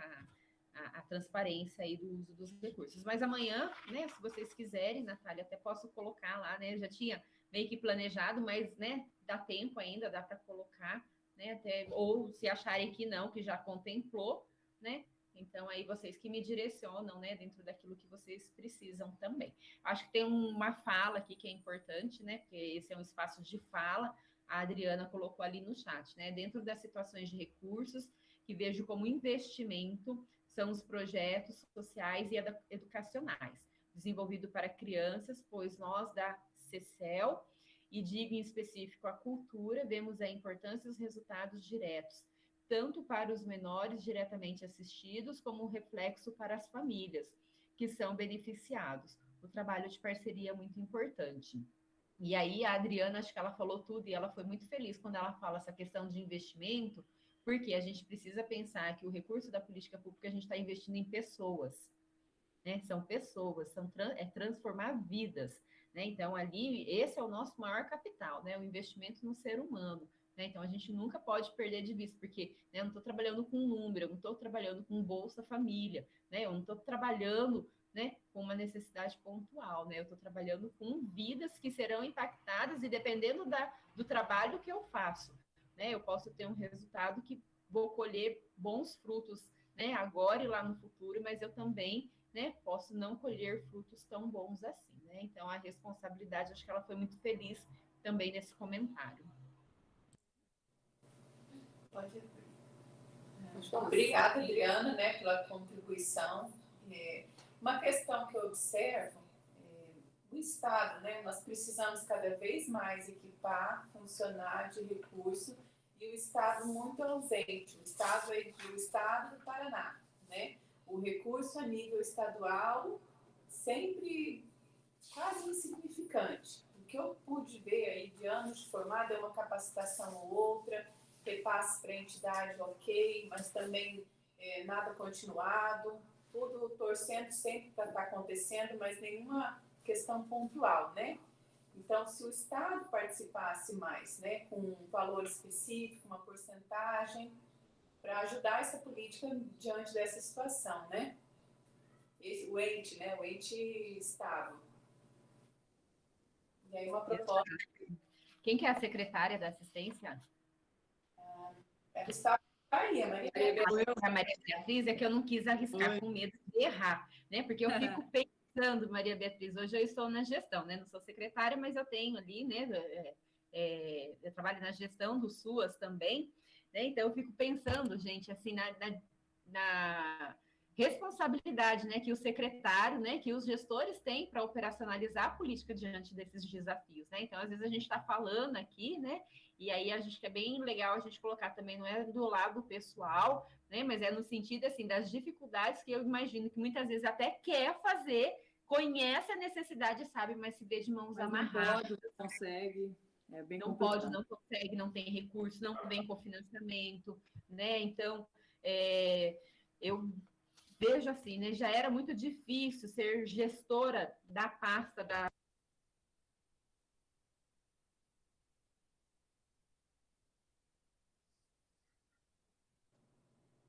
Eu imagino que a necessidade aumentou ainda muito mais, né? Então, né, Maria Beatriz, acho que você tem aí um grande desafio, né? Porque a gente fala do comando único da política da assistência, o secretário da pasta tem a responsabilidade, né? Hoje até usei esse termo numa das nossas reuniões, de mover essa grande engrenagem que é a política da assistência, né? Porque é gov, não gov, né? Então aí a responsabilidade ela é muito grande, né? Os desafios são muito grandes.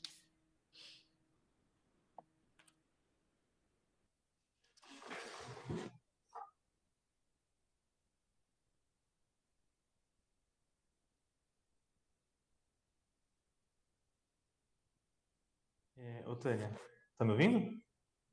Tem uma outra questão, eu não sei se entraria no eixo 1 ou 2, que seria eu que tenho que lidar mais com as leis dos conselhos. O Lucas está aqui, dá pra, talvez fazer uma reformulação, uma adequação, uma revisão das leis dos conselhos. Porque elas estão... As leis dos conselhos, se não me engano, do SEMAS é de 2013, e você vê que não, é uma lei que foi feita meio genérica, talvez ali de uma base que tem os exemplos, né, que o governo dá das leis dos conselhos. Talvez junto com os vereadores, fazer uma revisão dessas leis e adequar melhor a nossa realidade do conselho, do município. Eu acho que algumas leis, a do idoso principalmente também, uma lei assim que você vê que falta algumas questões de orçamento. Daria para talvez fazer uma reformulação dessas leis. Não sei se... Guilherme, nesse quesito, eu acho que seria mesmo, né? Seria importante aproveitar o momento. Eu estou vendo várias leis sendo alteradas quanto à participação, né? Nós tivemos há poucos dias o Conselho do Turismo sendo alterado. Aqui na escola nós temos o Conselho APMF, que foi alterada, pensando em facilitar o trabalho. Então, acredito que se entrar aí, tá? Não estou falando que é o caso, mas realmente aprofundar nessa questão, e se for o caso, aproveitar o momento, né, para facilitar. No que eu falo facilitar? No Conselho do Turismo, várias ações estavam, né, paradas, porque dependia de 30 pessoas, um no segmento tal, outro no segmento tal, que acaba impossibilitando muitas vezes, né, as ações, ou dificultando no mínimo, né? Na PMF é a mesma coisa. Tinha que ter 20 pais participando de tal situação. Então, nesse caso que você citou, seria interessante verificar essas possibilidades e aproveitar o momento também, reduzindo esses cargos para dar agilidade dessas ações, né? Eu acho bem pertinente, Guilherme, né? Apesar que a gente tem ali o eixo 3, que vai falar do controle social, né? Então, acho que essa questão da revisão das normativas, né? Acho que tanto da gestão quanto do próprio conselho é muito pertinente. O ano passado teve muito ato normativo, gente. Eu perdi a conta, né? Eu contei até mais ou menos perto do mês de julho, já tinham saído 64 atos normativos novos, né? Entre portarias, decretos, e notas técnicas referentes à política da assistência. E cada uma delas aí, né, cada vez que a gente abria o e-mail e via que tinha uma nota técnica nova, dava vontade de chorar, né? Porque vinham notas com 20, 30, 40 páginas, a gente tinha que ler muito rápido e adequar as nossas ofertas, né? E para fazer toda essa adequação vai passar pela Secretaria Executiva dos Conselhos, né, que vai fazer esse trabalho de articulação aí para que então seja alteradas as resoluções e quando é de legislação que vá para a Câmara também para mudar, sabe? Então acho que isso é pertinente, né? Acho que o Lucas, quando ele fala, né, a questão da composição, rever, né, eu tenho ouvido falar, né, que quantidade não é qualidade, né, o que a gente precisa são de conselheiros comprometidos, porque as consequências vêm, né? Ser conselheiro municipal é uma responsabilidade muito grande, né, quando se fala do processo de elaboração da política pública, e não adianta pensar assim, eu vou faltar na reunião e aí eu não voto determinada situação. Não cabe isso ao conselheiro municipal, né? Uma vez conselheiro, você responde, quer seja pela ação, quer seja pela omissão, e uma vez conselheiro, para sempre conselheiro, né? Você vai ser responsável, né, pelos atos daquela gestão. E essa participação não ativa, né, a gente tem consequências, né, inclusive perda de recursos, né, a não organização das ofertas, né? Então a gente precisa pensar, né? Então acho que é bem pertinente isso que o Guilherme traz para nós.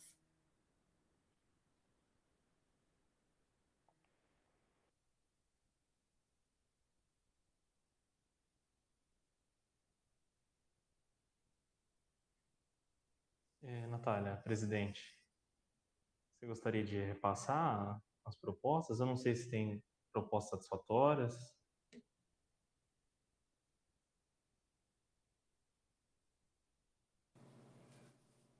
Com esse diálogo, conseguimos construir 7 propostas. Isa consegue dar o saldo de hoje, né? Vai dar um retorno aí, por favor, Isa. Quer que lê? Proposta por proposta? Pode ser. Vira para você um pouquinho a câmera. Então, ali dentro do eixo 1, quando a gente pensa em proteção social não contributiva, uma proposta a nível municipal, recomposição e aumento do repasse de receita através de arrecadações realizadas dentro do próprio município.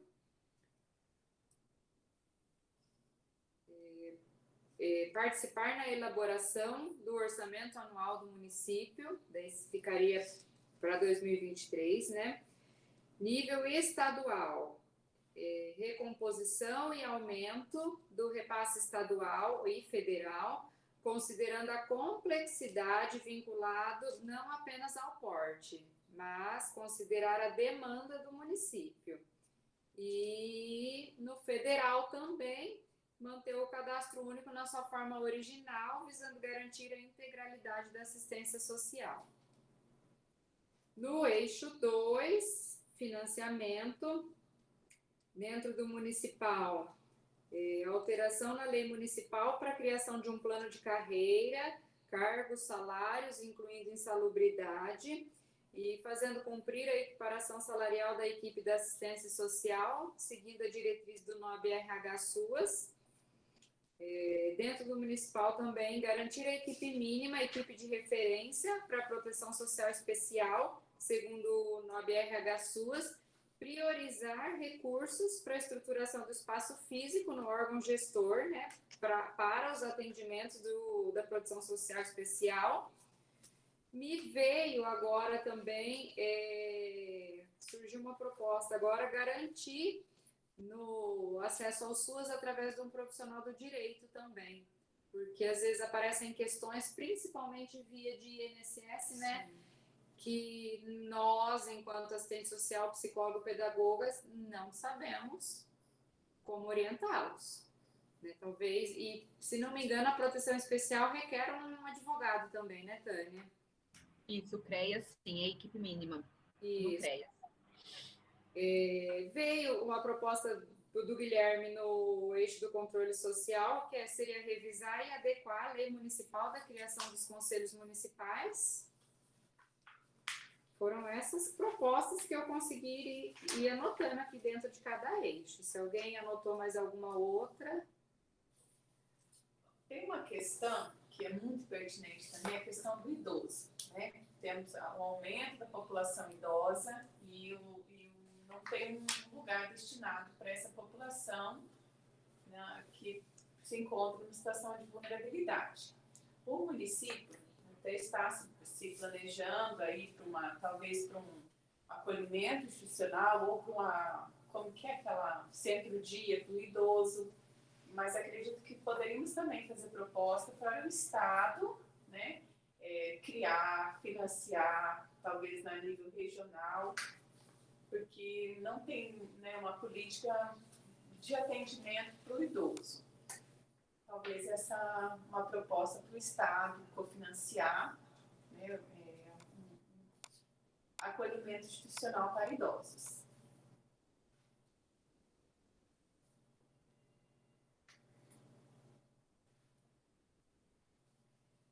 A nível federal, já em outras conferências, eu me lembro que era solicitado que o Estado, né, aí eu digo federal, tivesse um valor específico, uma porcentagem estipulada para a política de assistência social.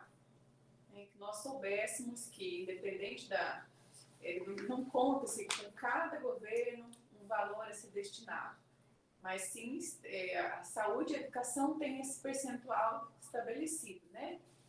Eu acredito que a assistência social necessita desse percentual fixado. Então, uma proposta. Lá no plano decenal, o nacional, né, aquele que eu comecei falando, ele tem algo nesse sentido do direcionamento, havia sido previsto, e não só a questão da destinação lá de um valor, mas que a recomposição das equipes do SUAS não incidisse na lei de responsabilidade fiscal, né? Então, vamos pegar, por exemplo, nessa situação de pandemia, né, que a gente está vivendo. Tá certo que tem ali a flexibilização de algumas regras da lei de responsabilidade fiscal, mas, por exemplo, a saúde e a educação, elas podem contratar, a assistência não, né? Então, e lá no plano decenal tem também, né, algo a respeito desse sentido, né? Então, a importância aí das nossas equipes contar aí a gente precisaria de uma mudança numa lei maior, né, que é a lei de responsabilidade fiscal. Tá, vamos criar uma proposta, então, federal, nesse sentido, ou por já estar no plano decenal, uma necessidade? O que você me diz, Tânia?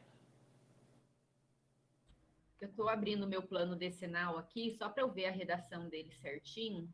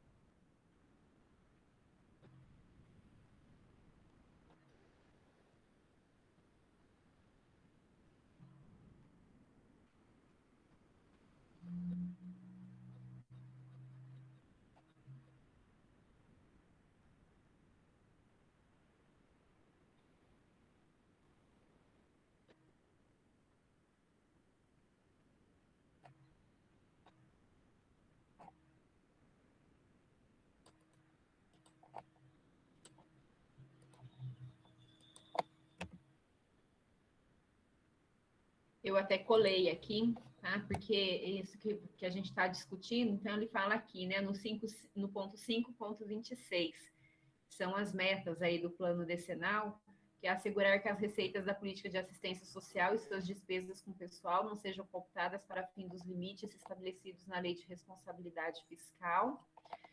E a questão do percentual aqui eu não estou achando, sabe, se entrou, mas eu lembro, né, dessa lei da responsabilidade.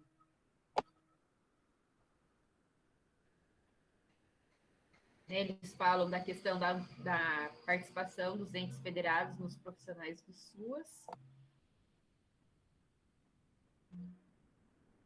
Mas é algo que dá para a gente colocar, né, como um processo de avaliação do município, né, se os conferencistas acreditam que seja importante de ter esse percentual.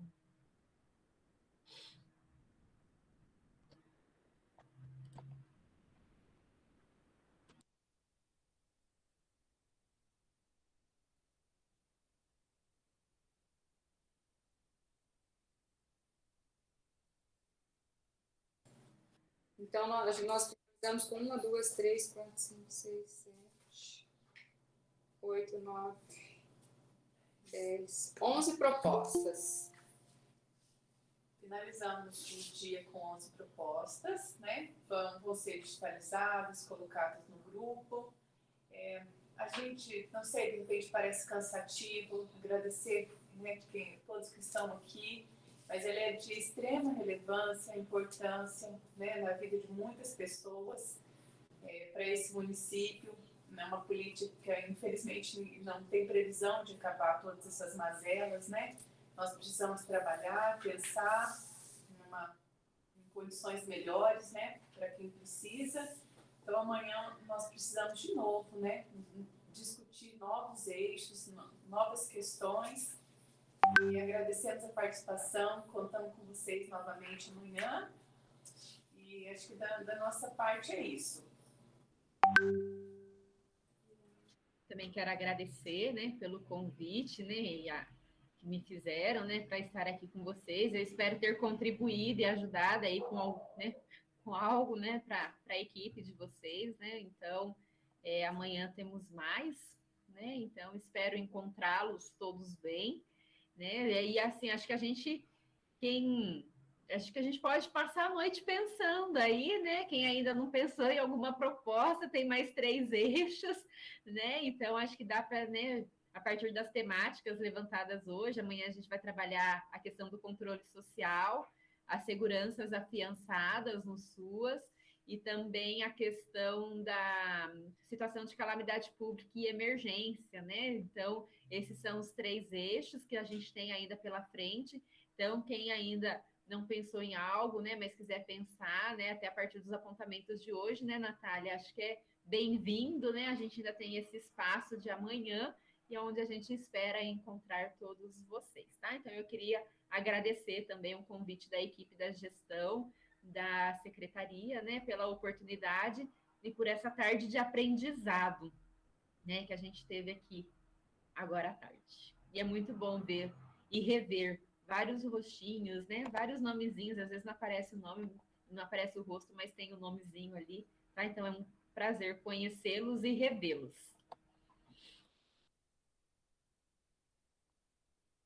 Tânia, antes de me despedir, eu só queria ver uma questão com você. Você que participou da Conferência de Camporão, você deve saber responder melhor.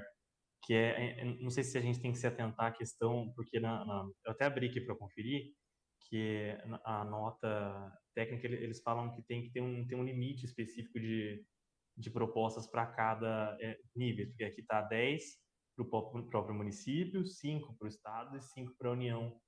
A gente teria que ter esse cuidado de colocar as quantidades certas para encaminhar essas propostas. Sim, tem que ter esse cuidado, né? Quando a gente for remeter para o Estado, né? A questão da quantidade. Só que assim, né, eu não sei como que vocês pensam, organizam. Eu penso que esse momento é o momento da nossa chuva de ideias, né? Então a gente pode pensar as propostas, a gente está num espaço, num evento preparatório para a conferência, né? Então acho que a gente pode ir tendo essas ideias, organizando essas propostas, né? E depois a gente vai dando uma redação para elas, né? Vendo ali o que tem ponto em comum, que dá para aglutinar, né? Ou o que dá para remanejar, ou talvez não seja, né, tão prioritário em relação a outras propostas que vai aparecer, né? Então, assim, acho que no momento da conferência você tem esse espaço também, né, para referendar, por exemplo. Então, quais são essas importantes, né, e para cumprir esses instrumentos legais, né? Pelo que eu vi também, acho que são 10, 5 e 5, né? Que a gente tem que estar fazendo e remetendo. Tá? Então, a gente pode criar na quantidade necessária, se aparecer a mais, né, a gente pode rever as redações no sentido de agrupá-las também. Né? Acho que o melhor é vir bastante contribuição, né? E depois a gente vai ver nas redações, e acho que na conferência vocês vão ter um momento de aprovação, referendar essas propostas, né? Porque lá que é um momento legítimo para isso, né? Então, acho que mais ou menos nesse formato. Ok, obrigado pela explicação, Tânia. Eu gostaria de agradecer o convite por participar da reunião. Eu sou da educação, meu nome é Rosângela, e eu fiquei observando aí as propostas. Teve alguns momentos que eu perdi a conexão, mas eu senti falta de um elo maior de intensificar o diálogo entre assistência social e o município, porque a gente percebe que a assistência social é muito cobrada, né? Sempre que acontece algum evento, as pessoas falam, nossa, e assistência social não fez nada, né? Então sempre há uma cobrança assim. Mas a gente sabe que precisa de um orçamento mínimo, de condições mínimas, né? E, de acordo com a fala aí, houve uma redução bem significativa, era para ter 222 mil, veio 32, houve uma redução, né? E a assistência social, pelo que eu percebi, das discussões orçamentárias do município, né? E o município, claro, a recomposição cabe ao órgão federativo, mas o município também tem a sua carga de responsabilidade. E como que vai ser repassada todas essas reivindicações, essas metas, a quem cabe intensificar esse diálogo entre o município e a assistência social, né? Isso fica só a cargo da secretária. Como que poderia estar melhorando essa comunicação entre o município e a assistência social? Legal, Rosângela, essa sua pergunta, né, esse seu questionamento, acho que é algo assim bem importante para nos fazer pensar que a assistência social ela faz parte do município, né? E a lógica da intersetorialidade, quando eu falei, então, né? Vamos pegar hoje, se fosse representações da pastas, né? Então, o secretário, ele tem ali o seu papel de dar, né, fazer essa articulação, ela, né, a gente não consegue trabalhar sozinha, a gente precisa do estabelecimento dessas parcerias. Os trabalhadores, o próprio controle social, né? Então, de fazer esse acompanhamento articulado. Por isso que é da importância de um momento como esse, da conferência, para dar essa visibilidade. Olha, né, a gente tem a nossa responsabilidade, a gente tem o nosso objetivo, no entanto, a gente precisa das outras secretarias, porque até um tanto a gente caminha, né? No outro tanto a gente não caminha mais, aí vai entrar a função da educação, né? A educação vai caminhar também ali dentro dos seus objetivos, depois é a saúde. E isso nos remete a pensar a lógica desse sujeito, desse cidadão, como uma totalidade, né? Porque essa pessoa que procura o CRAS é a pessoa que vai procurar, que está com o filho na escola, né? Que vai demandar dos serviços da unidade de saúde. Então, onde a gente precisa dialogar, né? E ter essa visão de totalidade a respeito desse sujeito que transita nos diferentes espaços da nossa cidade, né? Para ter o atendimento das suas necessidades. Nós, né, enquanto classe trabalhadora, nós usamos, né, esses serviços públicos, né, nós transitamos por esses serviços. Então, essa visibilidade, né, essa intersetorialidade é responsabilidade de todos nós, né? Então, aí é gestão em parceria com o controle social, né, justamente para trazer esse debate. Por isso, por exemplo, que quando a gente faz a composição do conselho ou de um processo conferencial como esse, a gente não chama só os trabalhadores do SUAS para avaliar, né? A gente tem aqui representação da educação, da cultura, né? Outras representações justamente para nos auxiliar nesse processo e para a gente poder firmar as parcerias, tá? Então, uma responsabilidade em conjunto, né? Quando a gente fala da assistência, então sempre localizá-la, né, como uma política que precisa ser realizada no conjunto das proteções sociais, né, que então envolve ela, mas também as outras políticas. Tá? E é uma responsabilidade que eu digo assim, é compartilhada, né? Então, todos nós, né, somos atores e autores da história da política da assistência que a gente está construindo no nosso município. Boa tarde, eu sou a Dani. Eu não vou ligar a câmera aqui, eu não estou muito bem hoje porque eu tomei a vacina ontem. Sabe o que eu percebo? Que todas essas demandas do município, nós que trabalhamos na entidade, nós também temos. E eu vejo que falta o conhecimento de todas as secretarias. Não é por eles não quererem, por não terem o conhecimento política da assistência social. Qual que é o trabalho da assistente social, desse profissional, né? Eu não sei se seria nesses dois eixos, no eixo 3, a capacitação dos conselheiros, porque quando você fala em conselhos, envolve todas as secretarias, a Secretaria da Educação, da Saúde, da Assistência, do Ambiente e tudo mais. Agora eu fico em dúvida se essa capacitação entraria nesse eixo 1 e 2 ou somente amanhã, Tânia? Eu penso, Daniela, que esse é um ponto assim crucial, né? A gente pensar a capacitação dos conselheiros e está muito ligado com o item 3, né? Que vai entrar lá, né? Até acho que é a Isabela que está fazendo aí os relatos, né? Acho que já dá para acrescentar, acho que na 3 entra muito isso. Por quê? Porque, assim, eu falo que a gente até precisa rever nossa política de comunicação, né? É muita sigla, SUAS, PPA, LDO, olha um monte de coisa que a gente já falou aqui, tudo por sigla, né? E, assim, muitas vezes a gente não está no cotidiano desses instrumentos, né? Chega lá, o conselheiro precisa aprovar ou não aprovar esses documentos, ou o usuário, ou nós mesmos, enquanto trabalhadores do SUAS, né? Então, eu acho que a capacitação ela é fundamental, né, para que a gente conheça qual é a função do conselho, e, inclusive, né, nós que somos, que estamos atuando diretamente nessa política, né, o próprio SUAS prevê uma política de educação permanente, né, então, o tempo todo nós precisamos estar estudando, para que a gente conheça a nossa identidade. Então, o que nos compete, qual é o nosso objetivo, qual é a nossa diretriz, quais são os nossos eixos, o que é o decálogo da assistência social, né? Que eu acho que eu quero falar um pouco dele amanhã também, né? Então, o que são os direitos socioassistenciais? Quais são, né? São 10. Será que a gente conhece? Né? Será que lá a equipe da gestão do CRAS, né? Se eu perguntasse aqui hoje, falasse, Natália, você que está aparecendo aqui na minha frente, né? Fala para mim o decálogo da assistência social, os 10 direitos socioassistenciais, né?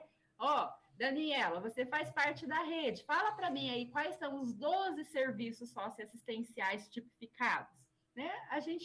E é o nosso cotidiano de trabalho, e às vezes isso passa batido, né? Então, acho que a educação permanente, ela é muito importante justamente para a gente ver a natureza do nosso serviço, né? Até para que a gente consiga entrar naquilo que a Rosângela falou, né? Trabalhar essa intersetorialidade. Isso aqui é meu e aquilo ali é teu, mas juntos nós podemos fazer isso ou aquilo. Tá? Mas acho que a Isabela está registrando aí, fica para 3, para o eixo 3. A gente pensa nessa capacitação, uma das coisas que me vem na cabeça é fazer cumprir uma educação permanente para os profissionais da assistência social.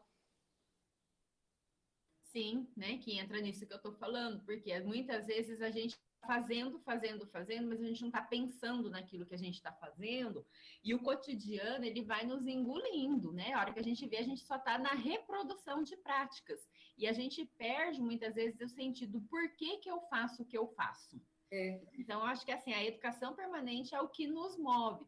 E aí, sim, gente, existe N estratégias, né? Então, assim, o que eu tenho visto, né, nesses diferentes lugares que eu tenho transitado, desde compra de capacitação, né, cursos continuados, né, buscar recursos para fazer essas ofertas, grupos de estudo, né? Então, assim, eu acredito muito, a gente precisa daquele que de fora que vem nos dar uma orientação com relação à política, mas nós precisamos, enquanto equipe, também sentar para estudarmos juntos essas políticas e essas normativas, porque qual que é a nossa tarefa? Transpor aquilo que está no federal para a nossa realidade local, né? Então, assim, às vezes a gente está falando, parece que está tão distante, mas eu preciso decifrar isso, né? Tá, então veio a normativa nacional. Como que isso se aplica aqui na minha realidade do meu município? E, infelizmente, às vezes isso não vai vir de um palestrante de fora. A gente até pode compartilhar boas práticas, né? Eu ligo no município, como que vocês estão fazendo, né? Os outros me ligam, eu conto como que está fazendo, mas tem momentos que eu tenho que sentar com a equipe e falar, olha, é isso, então como nós vamos fazer? Né? Então, a gente também juntos estudarmos para conseguir dar conta dessa realidade. Então, todo mundo concorda em uma proposta ser essa questão da educação permanente para os atores, para os profissionais da assistência social? Sim. Sim, é muito importante. Perfeito, então. Alguém tem mais alguma coisa a acrescentar? Senão acho que a gente pode finalizar por hoje, não?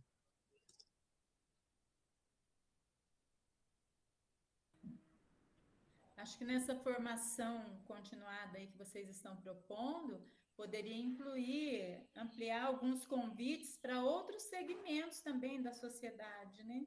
Uma vez que que a assistência social cabe a todos, né? Poderia ofertar alguns convites para outros segmentos da sociedade. Com certeza, acho que ia ter inclusive conselho tutelar, né? Vamos acrescentar. Vamos acrescentar,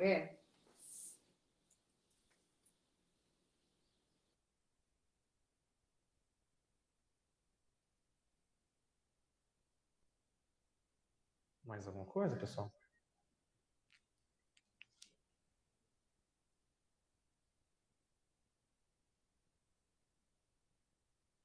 Amanhã vai ser no mesmo horário, Guilherme? Isso, mesmo horário. Então tá bom, pessoal, acho que podemos finalizar, né? Obrigado pela presença de todos. Acho que hoje foi um dia proveitoso. Obrigado, Tânia, pelas ótimas explicações, pelas orientações. Perfeito. Obrigado, pessoal. Aguardo vocês amanhã. Nós temos mais que discutir. Amanhã são 3 eixos. Ok? E obrigado pela presença. Tenham uma boa noite. Tchau, tchau, gente. Um bom descanso para vocês e até amanhã. Tchau, tchau. Obrigada.